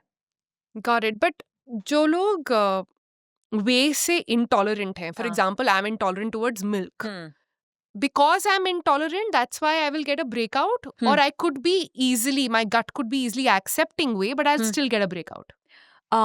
अगेन वे में क्या प्रॉब्लम है, अब जो मैं आपको बता रही थी, वे आइसोलेट और वे कॉन्सेंट्रेट में जस्ट वे एक एक्सट्रैक्ट है। आइसोलेट को आइसोलेट क्यों कर रहे हैं, उसमें वे और आइसोलेटेड है, उसमें प्रोटीन का कंटेंट और ज्यादा है, उसमें लैक्टोज बहुत कम है। Correct. सो बट है, सो अगर आप थोड़ा भी लैक्टोज एक्सेप्ट कर सकते हो तो शायद आपको आइसोलेट बेटर सूट करेगा। बट ये दोनों ही IGF-1 को ट्रिगर करके, क्योंकि प्रोटीन तो उनमें वे तो है ना, तो वो आपको एक्ने दे सकता है, बट सबको एक्ने नहीं देता, और उसका लैक्टोज से कोई लेना देना नहीं है। I see. या I see. So how do I know कि मुझे वे बॉदर कर रहा है कि नहीं कर रहा है, और मेरा एक्ने वे से हो रहा है कि नहीं हो रहा है? सो एक और चीज़ है, बहुत लोग कंफ्यूज होते हैं एक्ने में, और एक there is a condition called acneiform eruption. मतलब जैसे हमने ये देखा कि इसमें ब्लैक हेड्स, वाइट हेड्स, पस सब कुछ हो रहा है। कभी कभी एक्ने फॉर्म इरप्शन होता है, मतलब एक ही जैसे दिखने वाले, या पैप्यूल्स या पस्ट्यूल्स पूरी बैक पे आ जाएंगे, पूरे फेस पे आ जाएंगे, एक जैसे दिख रहे हैं, उनमें कोई ब्लैक हेड्स वाइट हेड्स नहीं है या अलग अलग टाइप वैरायटी नहीं है, उसको कहते हैं एक्ने फॉर्म इरप्शन। वे से जनरली वो होता है। तो अगर आपने अभी भी लेना शुरू किया और आपको लग रहा है मेरे बैक पिंपल्स बढ़ गए हैं या मेरे फेस पे पिंपल्स बढ़ गए हैं जो एक ही समान के दिख रहे हैं, it could be a possible trigger. मैं आपको अपना पर्सनल बताती हूँ। अगेन आई हैव एक्ने, लेकिन मुझे कॉन्सेंट्रेट बहुत एक्ने देता है, मुझे आइसोलेट नहीं देता है। सो वो आपको ट्राई करे बिना नहीं पता चलेगा। और अगर दोनों प्रॉब्लम दे रहे हैं तो switch to plant protein. Got it. You have so many good plant proteins nowadays. Got it. Because ये लोगों के अंदर बहुत रहता है that how do you know that what is causing acne? Because Yeah. in the course of this podcast, I want to be able to solve that question for Yeah. them कि what is triggering your acne? You should be able to tell. मैं आपको पूरा बताती हूँ कैसे होता है। आपकी बॉडी में हार्मोन्स फ्लक्चुएट कर रहे हैं, मेल्स में वो टीनेजर्स में भी होगा, विमेन में वो बाद तक होगा, तो इसलिए अडल्ट ऑनसेट ज़्यादा विमेन को होता है, क्योंकि फ्लक्चुएशन हो रहा है, हार्मोन्स फ्लक्चुएट कर रहे हैं। उन्होंने आके खोला आपके ऑयल ग्लैंड्स को और उसमें से निकला ऑयल। ये ऑयल डेड स्किन सेल्स के साथ मिलकर एक एनवायरनमेंट बनाता है जिसपे हमारा बैक्टीरिया और ग्रो कर रहा है। तो बॉडी ने इन्फ्लेमेशन किया और बन गया पिंपल। तो जब हम पेशेंट्स को ठीक करते हैं, हम जनरली हार्मोन को कुछ नहीं करते, क्योंकि वो तो ठीक है बेचारा, वो तो सिर्फ फ्लक्चुएट हो रहा है जो हमें चाहिए, राइट। हम ऑयल को कंट्रोल करते हैं। ऑयल कंट्रोल हो जाएगा तो बैक्टीरिया को खाना कम मिलेगा, वो खत्म हो जाएंगे और आप ठीक हो जाओगे। ठीक है, तो ये होता है नॉर्मल पाथवे। अब अगर कोई भी चीज़ या हार्मोन को गड़बड़ कर रही है या फिर ऑयल को निकाल रही है, ये आपको ज़्यादा पिंपल देगी। हार्मोन को कौन कौन गड़बड़ कर सकता है? स्ट्रेस। आप टाइम पे सोते नहीं हो, टाइम पे उठते नहीं हो, आपका सर्काडियन रिदम पूरा हिला हुआ है, तो आपका कॉर्टिसोल जो पीक सुबह आना चाहिए वो आएगा ही नहीं, वो प्लेटो कर रहा है, निकले जा रहा है कॉर्टिसोल, वो स्टेरॉइड हार्मोन है, वो एक्ने देगा। आपको पीसीओडी है, आपका मेल हार्मोन इतना ऑफ द चार्ट्स है कि आपको एक्ने आएगा। ये सब करता है। कौन चीज़ ऑयल को निकालेगी? पोल्यूशन, शुगर, गाय का दूध, मिल्क, राइट, और supplements, whey protein, vitamin B12, biotin supplements, in fact wrong skin care products जो स्किन को और ऑयल देते हैं। आजकल लोग सोचते हैं कि हमें ऑयल है तो हमें एक्ने है, ब्लैक हेड्स, वाइट है, तो हम क्लेंजिंग बाम्स और क्लेंजिंग ऑयल यूज़ करेंगे ताकि ऑयल निकलेगा। अब उस ऑयल को कौन निकालेगा? जो क्लेंजिंग बाम में है, उसको भी तो कोई निकालना पड़ेगा, तो वो खुद क्लॉग कर रहा है। और लोग क्लेंजिंग बाम्स यूज़ करके आते हैं जिनको फर्स्ट टाइम एक्ने हुआ है। आजकल वो बहुत सारे मिस्ट चल रहे हैं जो ग्लो देते हैं, वो लगाते हो। मेरे पास इतने पेशेंट्स आ गए एक्ने की, उसका कंटेंट तो समझ लो, ये सिर्फ ग्लो क्यों आ रहा है? वो तेल है Yeah. और आप अपने फेस पे तेल लगाए जा रहे हो।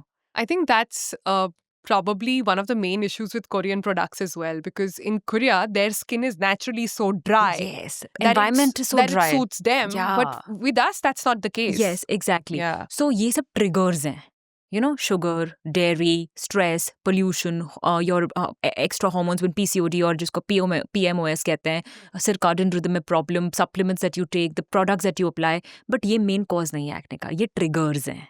इनमें से कुछ भी आपको हो सकता है, और अगर ये सब ठीक भी हैं तो भी नॉर्मल हार्मोन्स तो एक्ने ला ही सकते हैं। You're saying Yeah. these can be triggers, not the cause. Yeah. मतलब कि अगर आपका स्किन एक्ने प्रोन है, अगर आपने ऑयल को कंट्रोल रखा है, लेट्स से रेटिनॉइड से हम कंट्रोल्ड हैं, तो मोर और लेस आपको एक्ने नहीं आएगा। लेकिन अगर आप सिर्फ रेटिनॉइड लगा के अपना ऑयल कंट्रोल कर रहे हो बट शुगर ज़्यादा खा रहे हो, तो उतना ऑयल को रेटिनॉइड शायद कॉम्बैट ना कर पाए। I see. अगर आप अपना लाइफस्टाइल अच्छा रखते हो, ये आपके हाथ में है, Right. और जो थोड़ा बहुत जेनेटिक्स कर रहा है वो आप डॉक्टर के ऊपर छोड़ दो। So they have to go hand in hand. Okay, so phase one. Let's talk about sugar. What exactly is sugar doing to my skin? This happens with me all the time. I am somebody who does not consume a lot of sugar.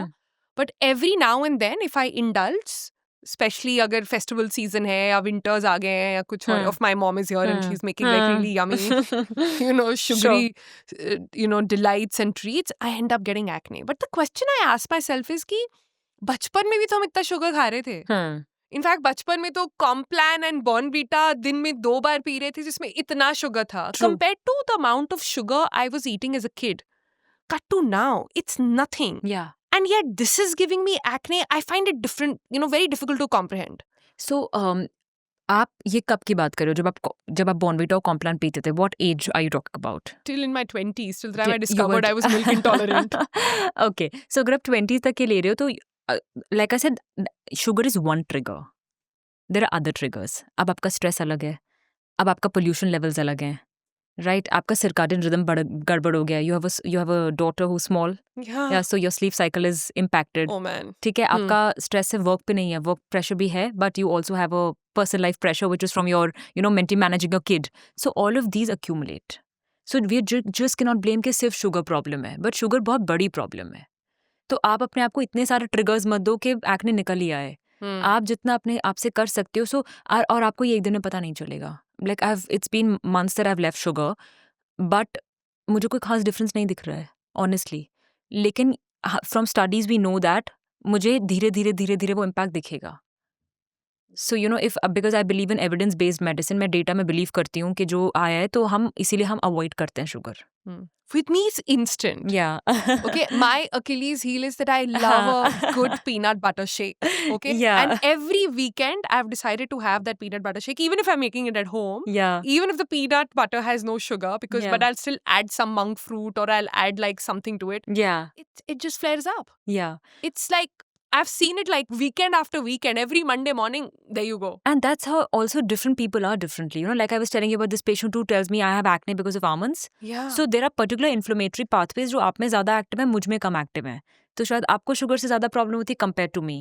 कुछ लोग कहते हैं हमें mango खाने से आते हैं because mango is high glycaemic food, but सबको नहीं आते, बहुत लोगों को आते हैं। सो ये इंडिविजुअल डिफरेंसेस हम में होंगे। सी एक्ने इतना सिंपल होता कि अगर आप मेरे पास आए, मैंने आपको एक बार प्रिस्क्रिप्शन लिखा और आपने सारे दोस्तों में बांट दिया और सब ठीक हो गए, तो फिर कितना आसान होता। बट ऐसा नहीं होता ना। है ना, सबका अलग ट्रीटमेंट होता है। Yeah, so when you say stress is a trigger, Is that the reason why exam time all of us would lose our hair and get acne? Absolutely, 100%. It messes up not just with hormones. It also itself is a trigger. Inflammation को trigger करता है. It also disturbs your sleep. तो वो एक trigger 3-4 trigger और को भी you also eat more sugar, you tend to eat more chocolates just to for instant relief. तो ये सब भी ऐड कर रहा है. तो स्ट्रेस एक चिंगारी है, उससे फिर बम फूट जाता है. तो ये सब चीजें एक्ने बढ़ा रहा है. हाँ. क्या कुछ ऐसे फूड आइटम्स हैं which are good for your skin, perhaps that will let pimples not surface? सो आजकल इंस्टाग्राम पे बड़ा चल रहा है वैसे ये सब कि ये सीड खाओगे तो ये ठीक हो जाएगा, क्योंकि हम सबको सीड्स खाने की ज़रूरत है, ऐसा इंस्टाग्राम कहता है. We have again less data to believe के बहुत क्योंकि आप ऐसा समझो जैसे अगर एक्ने को इन्फ्लेमेशन हो रहा है एक्ने में, तो हमें जिंक एक मॉलिक्यूल है, एक एलिमेंट है जो एंटी इन्फ्लेमेटरी है, बट किसी खाने में इतना क्वांटिटी जिंक होता नहीं है. ठीक है, तो आप थोड़ा बहुत पम्पकिन सीड्स खा लो, ठीक है, उससे थोड़ा जिंक मिल जाएगा, बट क्या वो एक्ने को सोल्यूशन है? नहीं, वो सपोर्टिव है. तो आपको पूरा दिन चुन के ये नहीं खाना, हेल्दी खाना है. आप हेल्दी खाओ. आप पम्पकिन खाओगे और शाम को जलेबी खाओगे तो डजंट मैच. राइट? है ना कि मैंने तो सुबह जिंक खा लिया है, तो अब मैं शाम को शुगर खा लेती हूँ. है ना? आपको अपना हेल्दी लाइफस्टाइल हेल्दी रखना है. कोई पर्टिकुलर फूड में इतना वक्त किसके पास है कि सुबह मेथी का पानी पियो, फिर अजवाइन का पानी पियो, फिर साथ पियो. आप 2 दिन करोगे, आप 10 दिन करोगे, आप 1 महीना करोगे. कौन कर रहा था ये अभी तक? इंस्टाग्राम के पहले कोई भी नहीं कर रहा था. बहुत लोग ठीक थे. No, but a lot of celebrities also endorse these green teas, which is supposed to cleanse your skin and cleanse your body. Yeah. Does that happen? So green tea क्यों फेमस है? ग्रीन टी में होता है कैटेकिन्स और एपिगैलोकैटेकिन्स. ये molecules होते हैं जो अच्छे एंटीऑक्सीडेंट्स हैं. ठीक है, ऑक्सीडेशन क्या होता है?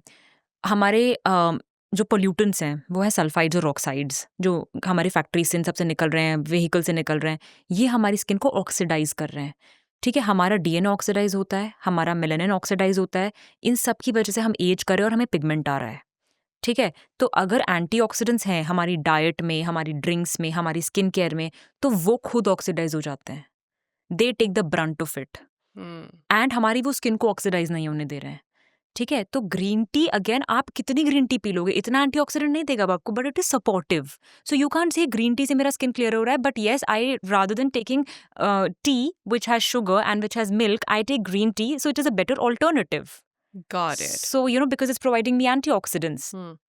So like green tea, if you had to add 5 things to your daily routine which are not out of the box, which your skin will generally love, what would those be? I would say a handful of nuts every day जिनको tolerate होते हैं. ठीक है, minerals, vitamins, कम से कम 3 या 4 fresh fruits, एक whole fibre के साथ. ठीक है, एंड इट्स वेरी सिंपल. मतलब what I do is at least सुबह उठते से जिम के पहले एक बनाना खा लिया. ठीक है, आके फिर जब ब्रेकफास्ट करो तो आप थोड़ा पपाया ले लिया, पोमोग्रेनेट ले लिया, एंड काम पे जाते वक्त एप्पल, आते वक्त पियर. 4 फ्रूट तो ऐसे ही खत्म हो गए. क्योंकि भूख लगती है ना गाड़ी में, तो फिर आप क्या खाओगे? ठीक है, so you can, so whole fibre वाला fruit, this is what, because हम एंटीऑक्सीडेंट्स चाहते हैं अपनी स्किन में. ठीक है, और कोई भी रेड, येलो, ग्रीन कलर का होता है उसमें एंटीऑक्सीडेंट्स भर भर के होते हैं, तो आप वो खा सकते हो. ठीक है, फ्रूट के फॉर्म में.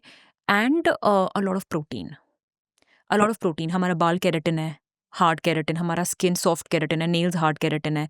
ये केराटिन इज अ प्रोटीन. हमारा स्किन में भर भर के कोलेजन है, इलास्टिन है जिसकी हम बात करते हैं, दोनों प्रोटीन है. तो आप जितना रॉ मटेरियल दोगे तो बॉडी बनाएगी ना. आप एक्सपेक्ट कैसे करोगे कि अगर आप में प्रोटीन ही नहीं है तो बॉडी रॉ मटेरियल कहाँ से लाएगी? क्या कुछ डेफिशिएंसीज भी हैं बॉडी के अंदर विटामिन्स की जो आपकी स्किन को एक्ने प्रोन या पिंपल प्रोन बना सकती है? Like we were discussing, zinc की डेफिशिएंसी बहुत लोगों में होती है, but it's very difficult to identify like that. तो हम बहुत बार जो पेशेंट्स, टेस्ट नहीं हो सकता है इसका? टेस्ट हो सकते हैं. हाँ. टेस्ट हो सकते हैं. जिंक का टेस्ट थोड़ा महंगा होता है, तो हम जिंक करवाते हैं, या एक टेस्ट होता है कॉल एल्कलाइन फॉस्फेटेज. वो एक है ना प्रॉक्सी टेस्ट है जिंक का, वो ज़्यादा सस्ता होता है, तो हम वो भी करवा लेते हैं कभी कभी पेशेंट्स का. बट ये एक सपोर्टिव रोल प्ले करता है. तो कुछ लोग है ना टैबलेट्स खाना नहीं चाहते कि डॉक्टर हमें आइसोट्रेट पे नहीं जाना है और हमें ऐसे ही करना है, तो हम सप्लीमेंट से ओके हैं, तो हम कभी कभी जिंक देते हैं उसके लिए. तो ये एक रोल प्ले करता है. Vitamin D again is a hormone. Actually, it's not just a vitamin, it's also a hormone. And acne में पर से उसका बहुत ज़्यादा डेटा नहीं है हमारे पास अभी, बट ये है कि वो इन्फ्लेमेटरी पाथवे को थोड़ा सा सेटल करता है. तो जिंक, विटामिन डी अच्छा होना चाहिए हमारी डाइट में. राइट. तो let me rewind a little bit. Let me try and understand from everything that you've told me about acne so far. If I'm somebody who's seeing on and off breakout, I'll give you my example. I am generally someone who has clear skin.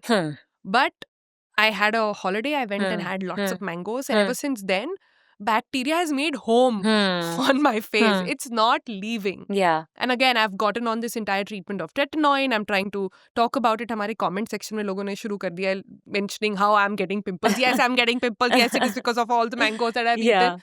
A lot of people must be facing the same issue as well. If you spot pimples or if you spot like a cluster of pimples, what is the first step that I should take? I would say the most basic thing you can do is actually go to a doctor and get an antibiotic written for yourself. Like लगाने का antibiotic, not खाने का. That'll mostly settle it. Again, we are worried about the resistance. तभी हम कहते हैं doctor के पास जाके लो, आप खुद से मत लो. क्योंकि कौन सा एंटीबायोटिक देना वो भी डॉक्टर डिसाइड करेगा. 3-4 आते हैं अभी जो अच्छा काम कर रहे हैं. लेकिन acne is all about prevention. Because ये जिंदगी भर रहता है जब तक हॉर्मोन्स फ्लक्चुएट करेंगे. व्हेन आई वाज लिटिल मुझे आसपास के लोग कहते थे कोई बात नहीं बेटा, जब तू बड़ी हो जाएगी तब ठीक हो जाएगा. कुछ नहीं हुआ. ठीक है बेटा, कोई बात नहीं, शादी हो जाएगी ना तब बिल्कुल ठीक हो जाएगी तू. कुछ भी नहीं हुआ. बच्चों के बाद जरूर तुम ठीक हो जाओगे. अब वो भी हो गए, वो भी नहीं हुआ. अभी भी पिंपल आता है. ठीक है, तो ये सब मिथ है कि किसी उम्र में एक्ने आएगा. तो अब हमें And then there is menopause. Menopause. Which is another issue altogether. और मेनोपॉज में भी कुछ लोगों को पहली बार एक्ने आता है क्योंकि हार्मोन्स फिर फ्लक्चुएट हो रहे हैं ना. तो आपको ये समझना है कि एक्ने इज अबाउट प्रिवेंशन. एक बार आप ठीक हो गए तो क्या चीज है जो आपको प्रिवेंटेड रखेगी, वही रेटिनॉइड है. और वो तभी इतना फेमस है. रेटिनॉइड क्या करता है, वो ऑयल का प्रोडक्शन कम करता है. क्योंकि वही एग्जैक्टली रॉन्ग है आपके अंदर जो मैं आपको पहले बता रही थी, हमें ऑयल कम करना है. तो अगर आप रेटिनॉइड लगाते रहोगे, except for when you plan a pregnancy, अगर आप रेटिनॉइड लगाते रहोगे मोर और लेस आपको 1-2 पिंपल आएंगे जो मुझे आते हैं अभी. बाकी मेरा पूरा चेहरा क्लियर रहता है thanks to retinoids. Okay, so if you find a good retinoid, That works for you. Yeah, what is a good way to apply? Is it, if you're saying use it regularly, does that mean mix it with your moisturizer, apply it every day, morning, evening? Like, how do you use it? So retinoid में 3-4 retinoids हैं. एडाप्लिन, tretinoin, ट्राइफेरोटीन भी आता है जो generally अभी India में मिलते हैं. ठीक है, एडाप्लिन ज़्यादा सॉफ्ट है, ट्रेटिनोइन थोड़ा स्ट्रॉन्ग है, ट्राइफेरोटीन सबसे स्ट्रॉन्ग है. ठीक है, अब जो मैं आपको पहले बता रही थी 0.025% tretinoin is USFDA approve for acne. अगर आप उसको मॉइस्चराइजर में मिक्स करोगे तो उसका परसेंटेज तो डाइल्यूट हो गया. तो आपने तो उसको उसकी स्ट्रेंथ कम कर दी. ठीक है, तभी मैं कह रही थी आपको आना चाहिए लगाना. आपको कम ज़्यादा नहीं लगाना है. आप जितना लगाओगे उसको ट्रेटिनोइन को लगाओ. कोई बुक नहीं कहती कि उसको मिक्स करो जो आजकल इंटरनेट पे करते हैं. ठीक है, आपको 0.025 वो ड्रग की स्ट्रेंथ है, आप उसको कैसे डाइल्यूट कर सकते हो. ठीक है, अगर आपको बहुत इरिटेशन होता है तो आप पहले मॉइस्चराइजर लगा सकते हो. उससे क्या होगा, आपके एक तो पानी मिल गया स्किन को, और दूसरा ट्रेटिनोइन डीप पेनिट्रेट नहीं करेगा जो ड्राइनेस करवाता है. इसीलिए हम कहते हैं सैंडविच करके लगा सकते हो. बट अगर जिसको आ गया लगाने, हफ्ते में 2 या 3 बार वो लगा सकते हैं. pea sized quantity except for around the eyes, around the corners of nose, around mouth. 5-7 minute रुक के ताकि अच्छे से अब्जॉर्ब हो जाए. उसके ऊपर मॉइस्चराइजर लगाना है. क्योंकि अगर वो ऊपर ऊपर रहेगा तो फिर आप जो मॉइस्चराइजर लगाओगे फिर वो आंख में जाएगा, लिप्स पे आएगा तो वो इरिटेट करेगा. So this is the way to use a So retinoid. retinoid is not a topical treatment. It has to be spread all Yes, over. because वो प्रिवेंशन भी तो कर रहा है. आपको यहाँ पिंपल आ गया, आपने इसको ठीक कर दिया, लेकिन ऑयल यहाँ बन रहा है और यहाँ आ गया pimple. So is it any fun? Mental trauma तो हो गया ना जब पिंपल बन गया. आप प्रिवेंट करो, उसमें खुशी है असली कि पिंपल आए ही ना. Fun is not treating it, fun is preventing it. That's true. Which brings me to, we've covered quite a bit and it's been quite an eye-opening podcast for me. I'm really loving it.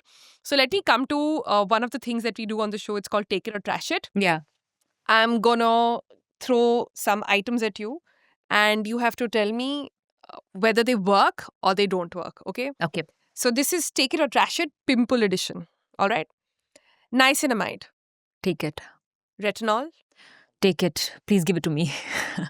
tea tree oil. Leave it. So you mean trash it? Trash it.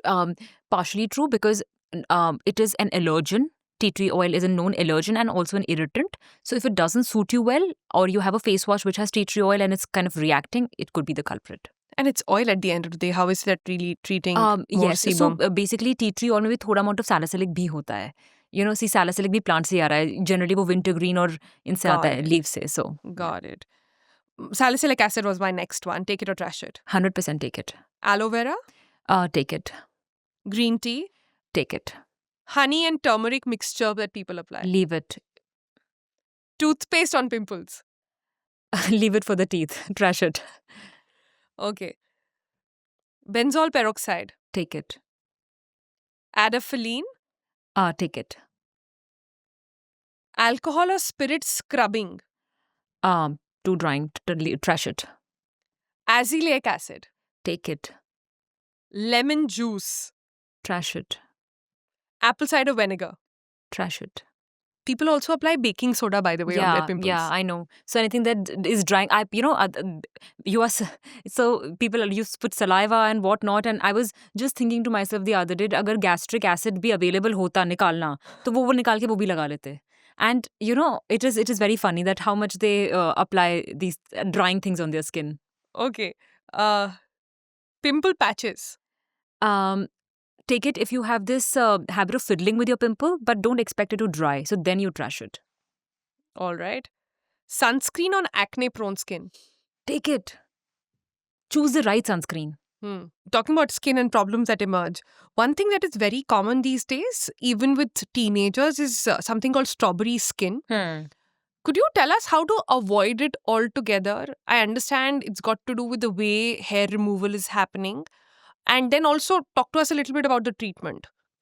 So strawberry skin is an umbrella term. It is the way skin looks, like the seeds in the strawberry. But the cause is always not waxing or shaving. It could also be genetic in nature, जिसे हम कहते हैं keratosis pilaris. उसमें छोटे छोटे follicles हैं जो आपके plug हो जाते हैं. उसका shaving waxing से कोई लेना देना नहीं है. उसको भी हम strawberry skin कहते हैं. ये एक जेनेटिक इशू है और इसके लिए एक अलग डिस्कशन है और this you can visit a dermatologist who can curb your problem, can not solve it because it's genetic. और like very recently I think last year Yami Gautam, she came out with this thing that when she does movies she is asked to hide it because she has keratosis pilaris, which is one explanation for strawberry skin. And then she's like, I have stopped treating it because it doesn't go. So I flaunt it. And I've told my directors that this is the way my skin is and we'll have to do with this. So that's a very, it is a life-changing thing for a lot of young kids who watch it. And it's a good thing. दूसरा जो आप बता रहे हो, जैसे हम ingrown hair कहते हैं, जो होता है शेविंग या वैक्सिंग से, वो भी स्ट्रॉबेरी स्किन की तरह दिखता है. Right. So that is what probably you are talking about. तो अब होता ये है कि जब आप बाल निकालते हो, अंदर का फॉलिकल जहाँ पर रूट है वो भी है, तो क्योंकि नया बाल आएगा. तो जब ये नया बाल आ रहा है, उसको ऊपर इतनी डेड स्किन सेल्स एनकाउंटर होती है कि बेचारा ना अंदर ही मुड़ जाता है. That is ingrown hair, Which leads to bumps. That leads to, क्योंकि एक और वो पोकी है, तो उसने स्किन को पोक भी किया है, तो बॉडी को लगा चोट लग रही है, इन्फ्लेमेशन करते हैं, तो वो एक रेड इन्फ्लेम्ड इन्फेक्शन की तरह दिखता है या फिर बम्प की तरह दिखता है जो पेनफुल है. That is ingrown hair. तो जनरली हम क्या करते हैं, या तो आप ऊपर की डेड स्किन सेल्स हटा सकते हो, एक्सफोलिएशन, जिससे एक बाल को चांस मिले बाहर आने का. उसका अगर कलर छूट गया तो उन सब के लिए डीपिगमेंटिंग क्रीम्स जो आती है वो यूज़ कर सकते हो. लेकिन अगर आपको बार बार ही प्रॉब्लम हो रही है, हर महीने ही वैक्सिंग से प्रॉब्लम हो रही है, तो आप लेजर हेयर रिडक्शन करवाओ, क्योंकि बाल से प्रॉब्लम है, बाल पोक कर रहा है. So you have to get rid of the hair. So for them it's like a medical thing. आप सिर्फ ब्यूटी के या एस्थेटिक्स के लिए नहीं करवा लो laser hair reduction, you doing it because it is a problem. Yeah. और वो शेविंग से भी होता है, क्योंकि शेविंग से भी बाल पोकी हो जाता है, तो वो भी इनग्रोन दे सकता है. Right. But ये सारी issues अभी क्यों आ रहे हैं? I remember when we were teenagers, we never had issues like So, these, and somebody told me Yeah. that it's got to do with what's going in our body washes these days. Is that true? Plausible explanation, I can't think of any. But in fact, body washes में तो ज़्यादा exfoliation होने लग गया आजकल. पहले तो simple, moisturizing body washes आते थे. तो I don't have a reason to believe कि body washes ये कर सकते हैं. Is loofah causing it? So, loofah is over exfoliation. But वो स्ट्रॉबेरी स्किन नहीं करेगा. It can lead to more dryness, it can lead to pigmentation over time, क्योंकि आप स्किन को बार बार इंजर कर रहे हो ना, तो बॉडी कलर बनाएगी. तो कुछ समय के आपको अभी तो सेटिस्फैक्शन मिल रहा है, सूडो सेटिस्फैक्शन. 1-2 साल बाद बोलोगे मैम ऐसी में I am just getting dark for no reason, I am not even stepping out in the sun, it's because you have been using loofahs all the time. Got it. So what's your regular advice to use every day? हाथ से धो अपनी body को. ये these are rough enough. जितना exfoliation इतनी प्यारी सी skin को चाहिए, इतना हल्का सा एक्सफोलिएशन वो हमारे हाथ कर देते हैं.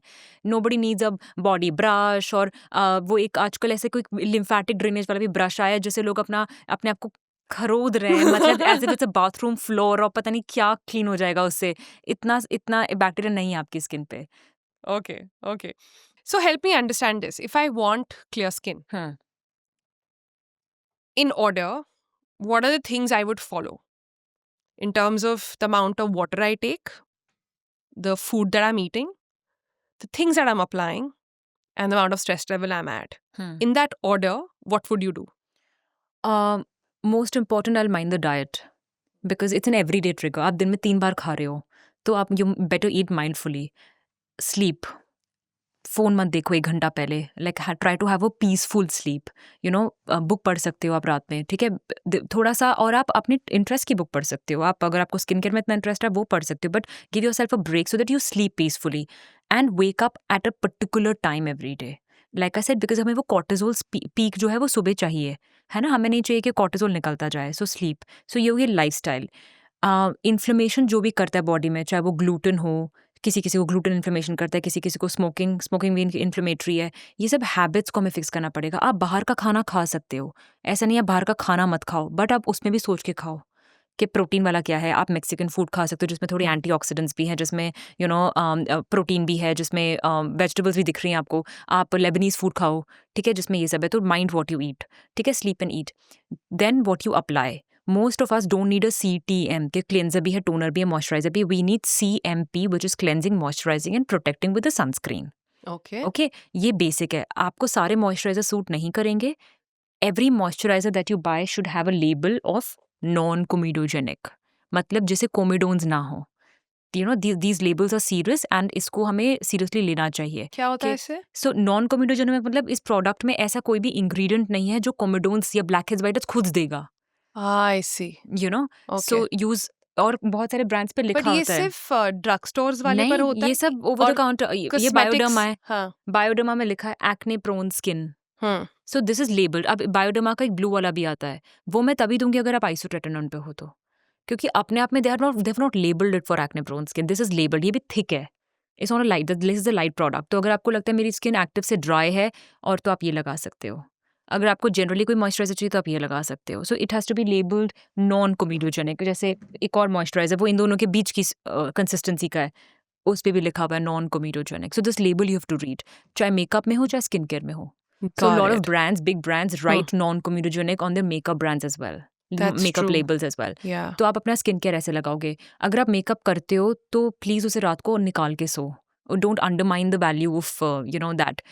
और पानी इज जो टॉक्सिन्स नहीं निकालता है पानी, या ये टॉक्सिन्स को डाइल्यूट नहीं करता, ऐसा नहीं होता है. बट पानी एक मीडियम है थ्रू विच सर्कुलेशन हैपन्स. तो your good food will reach to your skin because the circulation has to be right. So पानी पीना बहुत ज़रूरी है, ठीक है. Which is why carry like a big bottle so that I am, और also I what I do is I put some collagen in it. So that it has flavor, and that makes me want to have water every now and then because it's nice flavor, and a lot of girls like me like will like Yeah. flavor, so I do that. तो पानी पीना भी बहुत ज़रूरी है, but it's not everything. And अगर आपको कोई मेडिकली लग रहा है कि मैं ठीक नहीं कर पा रही हूँ अपना एक्ने, या कर पा रहा हूँ, तो एक बार डॉक्टर से समझ लो और अंडरस्टैंड कि जब आप ठीक हो जाते हो that is when the struggle really starts. Maintain करना रेटिनॉइड से ही सब कुछ है. But you mentioned collagen, which is a huge topic of debate. Yeah. Everybody I know on Instagram is selling some collagen gummy or tablet or some fizz thingy or some powder. A lot of it is flavored, Yeah. which you like, but a lot of them, I'm Yeah, sure you yeah. are reading, I'm sure you are reading the label. A lot of people aren't, and it has a lot of sugar. Yeah. So, is there enough research to say that collagen powders actually work? So And B, yeah. how do you know that you're consuming the right kind of collagen? Right. So first things first के जो research किया था अभी तक जो proven है वो ये है कि collagen improves elasticity by increasing hyaluronic acid content in the skin, जो थोड़ा प्लम्पनेस और ड्यूबीनेस देता है स्किन को. We still don't have data to believe कि वो पूरा का पूरा कोलेजन बन जाता है. अंडरस्टैंड, कोलेजन एक प्रोटीन है. आप राजमा खा लो, आप कोलेजन पी लो, आप चिकन खा लो, ये सब प्रोटीन है. बॉडी उसको प्रोटीन की तरह ट्रीट करती है. वो अमीनो एसिड्स और पेप्टाइड्स में उसको ब्रेक करेगी गट में. गट एब्जॉर्ब करता है अमीनो एसिड्स और पेप्टाइड्स, गट प्रोटीन नहीं एब्जॉर्ब करता. तो आपने कोलेजन पे तो ऐसे नहीं कोलेजन एब्जॉर्ब हो रहा है, वो ब्लड में जा रहा है, फिर लिवर के थ्रू वो बाकी ब्लड में जाएगा और यहाँ पे आके डिपॉजिट हो जाएगा. नहीं, आपके पैर को भी उतना ही अमीनो एसिड मिलेगा जितना आपके बाल को मिलेगा, जितना आपकी मसल को मिलेगा, डिपेंडिंग ऑन कहाँ पे कितना सर्कुलेशन है. तो यू कैन डिक्टेट कि मैं कोलेजन पी रही हूँ ना, तो मुझे कोलेजन दो, मुझे मसल मत दो. बॉडी उसे प्रोटीन की तरह ट्रीट करेगी. So I drink it because I am a vegetarian. मैं वे आइसोलेट लेती हूँ जो मैंने आपको पहले बताया, तो 25 ग्राम मुझे उससे मिलता है. But one has to calculate because, और ये लोग अभी कर रहे हैं बहुत डॉक्टर्स, क्योंकि हमें पता होता है हमें 1 ग्राम पर केजी बॉडी वेट तो लेना ही है, हम हमेशा से कर रहे हैं, ठीक है. तो वो अंडे मैं खाती हूँ, बाकी मैं कोई नॉनवेज नहीं खाती, तो मुझे 5-10 ग्राम इससे मिलता है. So I treat it as a source of protein and makes me drink more water. Not because I actually want elasticity. वो एक सपोर्टिव रोल है. अभी तक हमारे पास इतना ही डेटा है कि वो थोड़ा प्लम्पनेस और ड्यूइनेस देता है. But You know? collagen भी बहुत सारे types का Yes, होता है, right? your second question. Yeah. So ideally marine collagen is the best collagen. Unfortunately, there are, because ये सब animal sources हैं, there is porcine collagen, which is pork. There is bovine collagen, which is cow. Which are और- better? No, marine is the best. Oh. Marine collagen is the best. Fish collagen is the best. And उसका absorption सबसे अच्छा होता है हमारे gut में, और वो ज़्यादा amino acid content देता है हमारी skin को.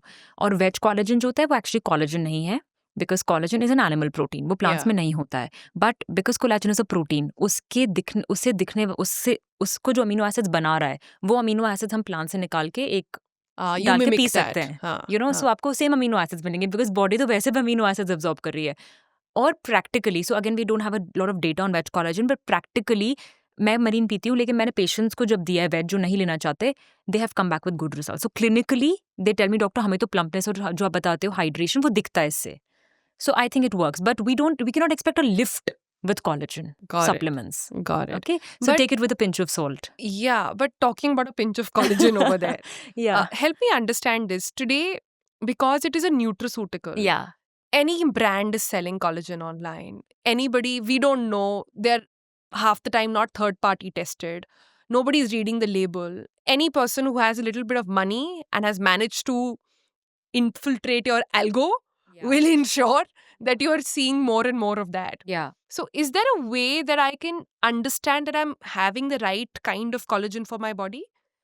आप डब्बे पर क्या देखती हैं? Yeah, so hydrolyzed collagen, एक तो ये देखना है. Type 1 collagen, ये देखना है. बहुत बार सोर्स भी लिखा होता है फिश का, कहाँ से फिश आई है. So some are like deep sea fishes have not better collagen, but उनमें थोड़ा सा content of mercury and other elements कम होता है. जैसे जो ग्रीनलैंड के आसपास से फिश आती है वहाँ से, तो बहुत सारे लेबल्स ये भी ऐड करते हैं कि हमने फिश कहाँ से मंगवाई है. सो यू नो, जहाँ पे फिश फार्मिंग हो रही है वहाँ पे लो क्वालिटी ऑब्वियसली प्रोड्यूस होता है फिश, जिसमें कोलाजन की बात हो रही है, not just like amino acid. Omega से इतना फर्क नहीं पड़ेगा, बट कोलाजन में फर्क पड़ता है. That is what studies have shown. So deep sea water fish is where, अगर वहाँ से निकला है तो वो बेटर कोलाजन है. Got it. And Yeah. is there a particular quantity then? So ideally 5 to 10 grams हम देते हैं एक दिन में, जो स्टडीज़ में जनरली जिस पे स्टडीज़ हुई हैं, टू बिलीव दैट वो हाइड्रेशन लेवल्स बढ़ाता है. तो 5 to 10 grams of collagen per day. So एक सैशे में, like I take this with watermelon flavour, it is with stevia, so it's 0 calorie. उसमें अबाउट 5 grams होता है. So I take 2 sachets in a day. Got it. Yeah. And is there a chemical grade collagen also कि ये सब हमें nutraceuticals ही लेने पड़ेंगे? सब न्यूट्रास्यूटिकल्स सब हैं. nutraceuticals सब हैं. न्यूट्रास्यूटिकल्स हैं, यहाँ नहीं पूरी दुनिया में. Ah, या Okay. Yeah. Okay. So this is take it or trash it for skin aging. Products for skin aging. Okay. Retinol, take it, vitamin C, take it. niacinamide, anti-ageing, leave it. collagen powder, take it, bakuchiol as retinol alternative. Leave it. Okay. Hyaluronic acid.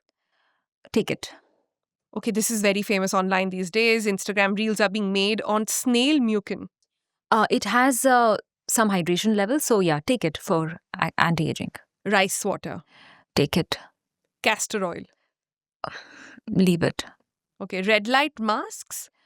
Take it only if it is like tested, approved by certain bodies, not just like made in some country and then labeled here in India. Some country. Yeah. You know which country she's talking about. Okay. Gua sha. Good for lymphatic drainage. Leave it, trash it for anti-aging. I see. Jade rollers. Same, trash it, Face taping for fine lines. trash it. Facial yoga. Take it for muscles, for blood circulation. Leave it for anti-aging. Okay. And multani mitti then. Trash it for anti-aging. No, for acne maybe take it. Okay. All right. Which brings me to the most talked about thing and the one skincare item. If you don't have anything, you must, or I'm sure have this one thing. It is a sunscreen, Yeah, right? yeah. Help me understand, is sunscreen good for acne prone skin? Is it bad for acne prone skin? And how do I know which one is suiting me? So sunscreen acne को बढ़ाती घटाती नहीं है। Sunscreen का formulation light होना चाहिए, उस पे non comedogenic जो मैं आपको मॉइस्चराइजर में दिखा रही थी वो लेबल होना चाहिए, तो वो आपके लिए बढ़िया है। बट आपको लगानी क्यों है? एक्ने तो वो ठीक नहीं कर रही है। फिर द वैलिड क्वेश्चन इज, फिर डॉक्टर रहने देते हैं ना, नहीं लगाते हैं। लेकिन जो एक्ने का दाग छूटेगा, अगर उसको धूप मिलेगी तो वो और कलर बनाएगा। तो अगर आपको बहुत स्किन केयर नहीं करना है, आप सिर्फ सनस्क्रीन लगा रहे हो, धूप का स्टिमुलस नहीं मिलेगा मार्क को और मार्क आपका बेटर होने लग जाएगा, तो आप मार्क्स के लिए लगा रहे हो सनस्क्रीन। ओके, अब एक टाइप का एक्ने होता है जिसको हम एक्ने एस्टिवैलिस कहते हैं, जो धूप से होता है एक्ने, वो बहुत रेयर होता है। सिर्फ उन लोगों के लिए एक्ने की पैथोफिजियोलॉजी में रेलेवेंट है सनस्क्रीन, बाकी लोग मार्क्स के लिए लगा रहे हैं। So if you have a light weight sunscreen, gel based sunscreen जिस पर नॉन कोमेडोजेनिक का लेबल है, SPF 50 PA3+, 4+ है, आप वो लगा सकते हो।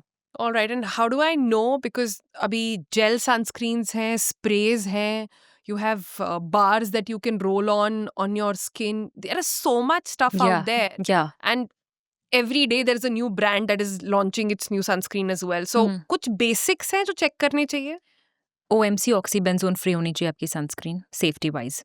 ठीक है, अगर आपको बहुत ही, अगर आप प्रेग्नेंट वुमेन हो, लैक्टेटिंग मदर हो, बच्चे हो 12 साल से कम की उम्र के, जिनको अभी जिनके हार्मोन्स बदलने वाले हैं, तो आप मिनरल सनस्क्रीन यूज़ कर सकते हो जिसमें जिंक ऑक्साइड, टाइटेनियम डाइऑक्साइड या आयरन ऑक्साइड होता है। ये क्या होते हैं? ये मिनरल्स होते हैं, स्किन के ऊपर बैठे रहते हैं, इनका एब्जॉर्प्शन बहुत कम होता है, और क्योंकि मिनरल्स हैं, ये केमिकल्स नहीं है, तो एज एन केमिकल तो है ही, बट केमिकल फॉर्मूला इनका एक स्ट्रक्चर है, but they are not chemical sunscreens. So ये सनस्क्रीन्स ऊपर बैठी रहती हैं स्किन पे, ज़्यादा अब्जॉर्ब नहीं होती, सेफ्टी प्रोफाइल इनका ज़्यादा है। सो आप बहुत घबराते हो तो आप ये लगा सकते हो, मिनरल सनस्क्रीन। बाकी जो लोग हैं, आप gel based sunscreen oily skin के लिए है, एक लोशन बेस्ड या क्रीम बेस्ड ड्राई स्किन या कॉम्बिनेशन स्किन के लिए है। स्प्रे सनस्क्रीन जनरली बॉडी के लिए हम प्रेफर करते हैं, बट रिमेंबर क्योंकि वो एरोजोल्स हैं, आप उन्हें इनहेल मत करो। So look the other way while you are applying a sunscreen, ensure it's, don't apply it like this, hold your breath, apply it, massage, and then you take a breath. Okay, ensure that you're being safe as well. Sticks are unfortunately for everyone except for acne prone skin because they are waxes. So you can't put that greasy thing on your skin, it'll clog your pores. Got it. And जितने इसमें UV++ PA होता है, उसमें कोई formulation है जो आपको check करना है? So ब्रॉड स्पेक्ट्रम लिखा होना चाहिए, मतलब वो UV है, वो UVB रेज दोनों को केटर कर रहा है। बहुत लोग आजकल ब्लू लाइट में रहते हैं, तो उनके लिए आयरन ऑक्साइड एक अच्छा फिल्टर है सनस्क्रीन में, जिसकी वजह से सनस्क्रीन का कलर टिंटेड होता है। वो टिंटेड में बहुत अच्छी सनस्क्रीन जो होती हैं, वो टिंट मेकअप नहीं दे रही हैं आपको, वो एक्चुअली आयरन ऑक्साइड है जो ब्लू लाइट फिल्टर है। So like when in my bag there will be a sunscreen which is tinted because I use that on my arms and on my face when I step out or when I'm in my office. So I prefer a tinted sunscreen because it offers you blue light protection. तो आप ये देख सकते हो, PA 3+, 4+ अच्छा है, और SPF 30 or above is what is indicated, but 50 is better. Got it. So another issue that a lot of people face when it comes to skin issues is, I hear this quite a bit, कि नोएडा के पानी में कुछ है जिसकी वजह से hair fall हो रहा है, जिसकी वजह से स्किन खराब हो रही है. Does that happen or is this a myth? No it is true. इस पे तो गवर्नमेंट ने खुद डेटा निकाला हुआ है कि नोएडा के पानी में ज़्यादा लेट्स से कैल्शियम और मैग्नीशियम है, तो ये सॉल्ट्स हैं, तो ये सॉल्ट्स आपके बालों में डिपॉजिट होते हैं, आपके हेयर फाइबर को स्टिफन करते हैं, उसको ब्रिटल बनाते हैं, तो ब्रेकेज ज़्यादा होता है, लोगों की क्वालिटी ऑफ हेयर ख़राब होती है, पानी पूरा हट जाता है, तो they have more frizz in their hair. So this is a very common problem जो मेरे पेशेंट्स मुझे कहते हैं, और बहुत बार यही होता है कि वो मुझे कहते हैं, डॉक्टर बस हम अभी मूव किए हैं तो दिल्ली में, तो मैंने कहा दिल्ली में कि नोएडा में और मुझे पता होता है वो नोएडा में मूव कर रहे हैं क्योंकि हेयर फॉल जनरली उनको शुरू हो जाता है because hair become brittle. Is it the same in Gurgaon as well? Gurgaon में भी ये प्रॉब्लम है। सी पार्ट्स ऑफ दिल्ली में भी होगा, बट दिल्ली इज बहुत ज़्यादा बड़ा है तो टू कैटेगराइज, बट ये यूनिवर्सल ट्रूथ नहीं है कि नोएडा का पूरा पानी खराब है, बट हाँ जहाँ पे कैल्शियम और मैग्नीशियम ज़्यादा है वहाँ सॉल्ट्स हमारे हेयर को ब्रिटल करते हैं। तो इसका इलाज क्या है? What do you do? Water filters आप इंस्टॉल करवा सकते हो जब आप प्लम्बिंग करवा रहे हो अपने पूरे हाउस होल्ड की। जो अगर आप घर नया बना रहे हो तो एक सेंट्रल आता है जो आप पहले इंस्टॉल करवा सकते हो, और अगर बन गया है घर तो वाटर सॉफ्टनर्स ये आप डाल सकते हो। आजकल I'll not be brand specific, but I've worked with a brand जहाँ पे we have developed a shower head जिसमें वाटर जो सॉफ्टवेयर है वो अंदर ही लगा है और उसको निकाल के बाद क्लीन करा जा सकता है। सो आपको कोई प्लम्बर की जरूरत नहीं है उसको इंस्टॉल करने के लिए। You can change the filter like you change your water purifier. Not just change, आप निकाल के उसको क्लीन करके वापस लगा सकते हो। Oh, yeah, okay. so it just traps all the salts. Got it. Before it gives you the shower. Got it. हमने बहुत सारी बातचीत कर ली है and this is good information, but this is a lot of information. Skincare can get very overwhelming because now there is so many products that are out there. There are so many actives out there, so many brands. Every celebrity has their own brand and everybody's trying to sell you something or the other. Can you tell me a basic thing that a working mom like you and me should follow, who don't have time for a 15-step Korean routine, who don't have time to ensure that, they're applying or reapplying every 2 hours, or they have a night routine as well? Something basic to go by. Sure. You will just need 1 minute of your time in the morning and 1 minute in the night. I promise you, इससे ज़्यादा वक्त नहीं लगेगा. So 24 घंटे में से 2 minute. I'm all yours. Yeah. So it has to be a face wash. अगर आपका एक्ने प्रोन स्किन है तो salicylic acid benzoyl peroxide wash will be good enough. उसके ऊपर आप अपनी एंटीबायोटिक जेल लगा सकते हो जो डॉक्टर ने दी है. पुट योर मॉइस्चराइजर या फिर एक ऐसी सनस्क्रीन जिसमें थोड़ा सा मॉइस्चराइजिंग बेस है. बहुत लोगों का उससे भी बात बन जाती है. इतना काफ़ी मॉर्निंग में. अगर आपको कोई एक्ने नहीं है और अगर आपको कोई प्रॉब्लम भी नहीं है स्किन में, आप मत लगाओ. आप सिर्फ फेस वॉश करो, मॉइस्चराइज करो, सनस्क्रीन लगो, करो. That's it. एक्टिव्स की जरूरत नहीं है अगर कोई प्रॉब्लम ही नहीं है तो. सुबह रात को जब हम आते हैं तब अगर आपकी एक्ने प्रोन स्किन है तो या तो आपको डॉक्टर रेटिनॉइड देंगे या फिर कोई और एक्टिव देंगे जैसे सैलिसिलिक एसिड, वो आप लगा सकते हो after face wash and then moisturiser and sleep. इतना ही करना है. अगर आपकी एक्ने प्रोन स्किन नहीं है, आपने फेस वॉश किया, उसके ऊपर आप एक्टिव लगा सकते हो एंटी एजिंग के लिए. अगर आप अपने मिड 30s या लेट 30s में हो, जैसे रेटिनॉइड्स, या फिर आप तब नायासिनामाइड थोड़ा सा लगा सकते हो for some barrier support. Avoid भी कर सकते हो. विटामिन सी रात में मॉर्निंग दोनों लगा सकते हो. सो मॉर्निंग टाइम में मत लगाओ, रात में थोड़ा सा लगा लो, उससे एंटीऑक्सीडेंट इफेक्ट मिल जाएगा. राइट. और उसके बाद मॉइस्चराइजर लगा लो. आप एक एक्टिव चूज कर सकते हो. अगर एक्ने भी है तो रेटिनॉइड सबसे जरूरी है. बाकी actives will be on off. अब इसके ऊपर जो कर रहे हो वो आपका शौक है, उसके ऊपर नेसेसिटी नहीं है. है ना. अब I like to use a face mist, so I keep it in my office. मुझे बीच में लगता है कि अब मुझे बहुत एग्जॉशन हो गया, take a sip of water and also give my skin some mist. I like it but it's not a compulsion. Got it. But I was looking at this concept called skin fasting. People say that you have to keep, it's like seed cycling, yeah, right? You have to keep changing the products on your skin, otherwise your skin just gets too used to it and doesn't happen. Is that true? So, is that something we should use, especially in like Delhi polluted air? Yeah. So skin cycling is not changing products. Since skin cycling का मतलब है कि हफ्ते में आपने 3 actives choose किए हुए हैं और आप 2 दिन ये करो, 2 दिन ये करो, 2 दिन ये करो. So you cycle. ताकि आपको सबका कुछ कुछ बेनिफिट मिले. Again, like I said, this is your choice. It's not a necessity.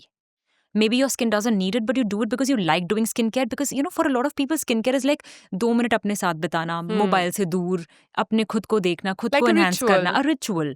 So it just calms you down. For a lot of people, it is therapeutic. So for them, it is not going to be a hassle. And there are people like lot of us who find it a hassle. तो हम अपनी ज़रूरत पे ध्यान देंगे. हम अपनी ज़रूरत के लिए कर रहे हैं. All right, that brings me to the end of this podcast. This has been very refreshing. Thank you so much for solving and sort of, really sorting out so many myths when it comes to skincare. If you had to give us a parting note. I would like to end with a note saying that, whatever your skin is feeling like, just don't lose confidence because of it. Just smile, shine and treat it. It's not the end of the day. कभी आएगा pimple, कभी नहीं आएगा, ठीक हो जाएगा और ठीक कर देंगे. But don't let it affect your psyche. I see too many patients and it breaks my heart when they're not happy the way the skin is looking, and it really affects me. Yeah, everybody wants a glass skin these days and they think that those filters can exist in real life as well. But they can if you take care of your skin the right way, I guess. 100%. To try to do your best, but don't make it your whole life. Yeah. That's a good one. Dr. Joshia, thank you so much for being here. Thank you. Pleasure.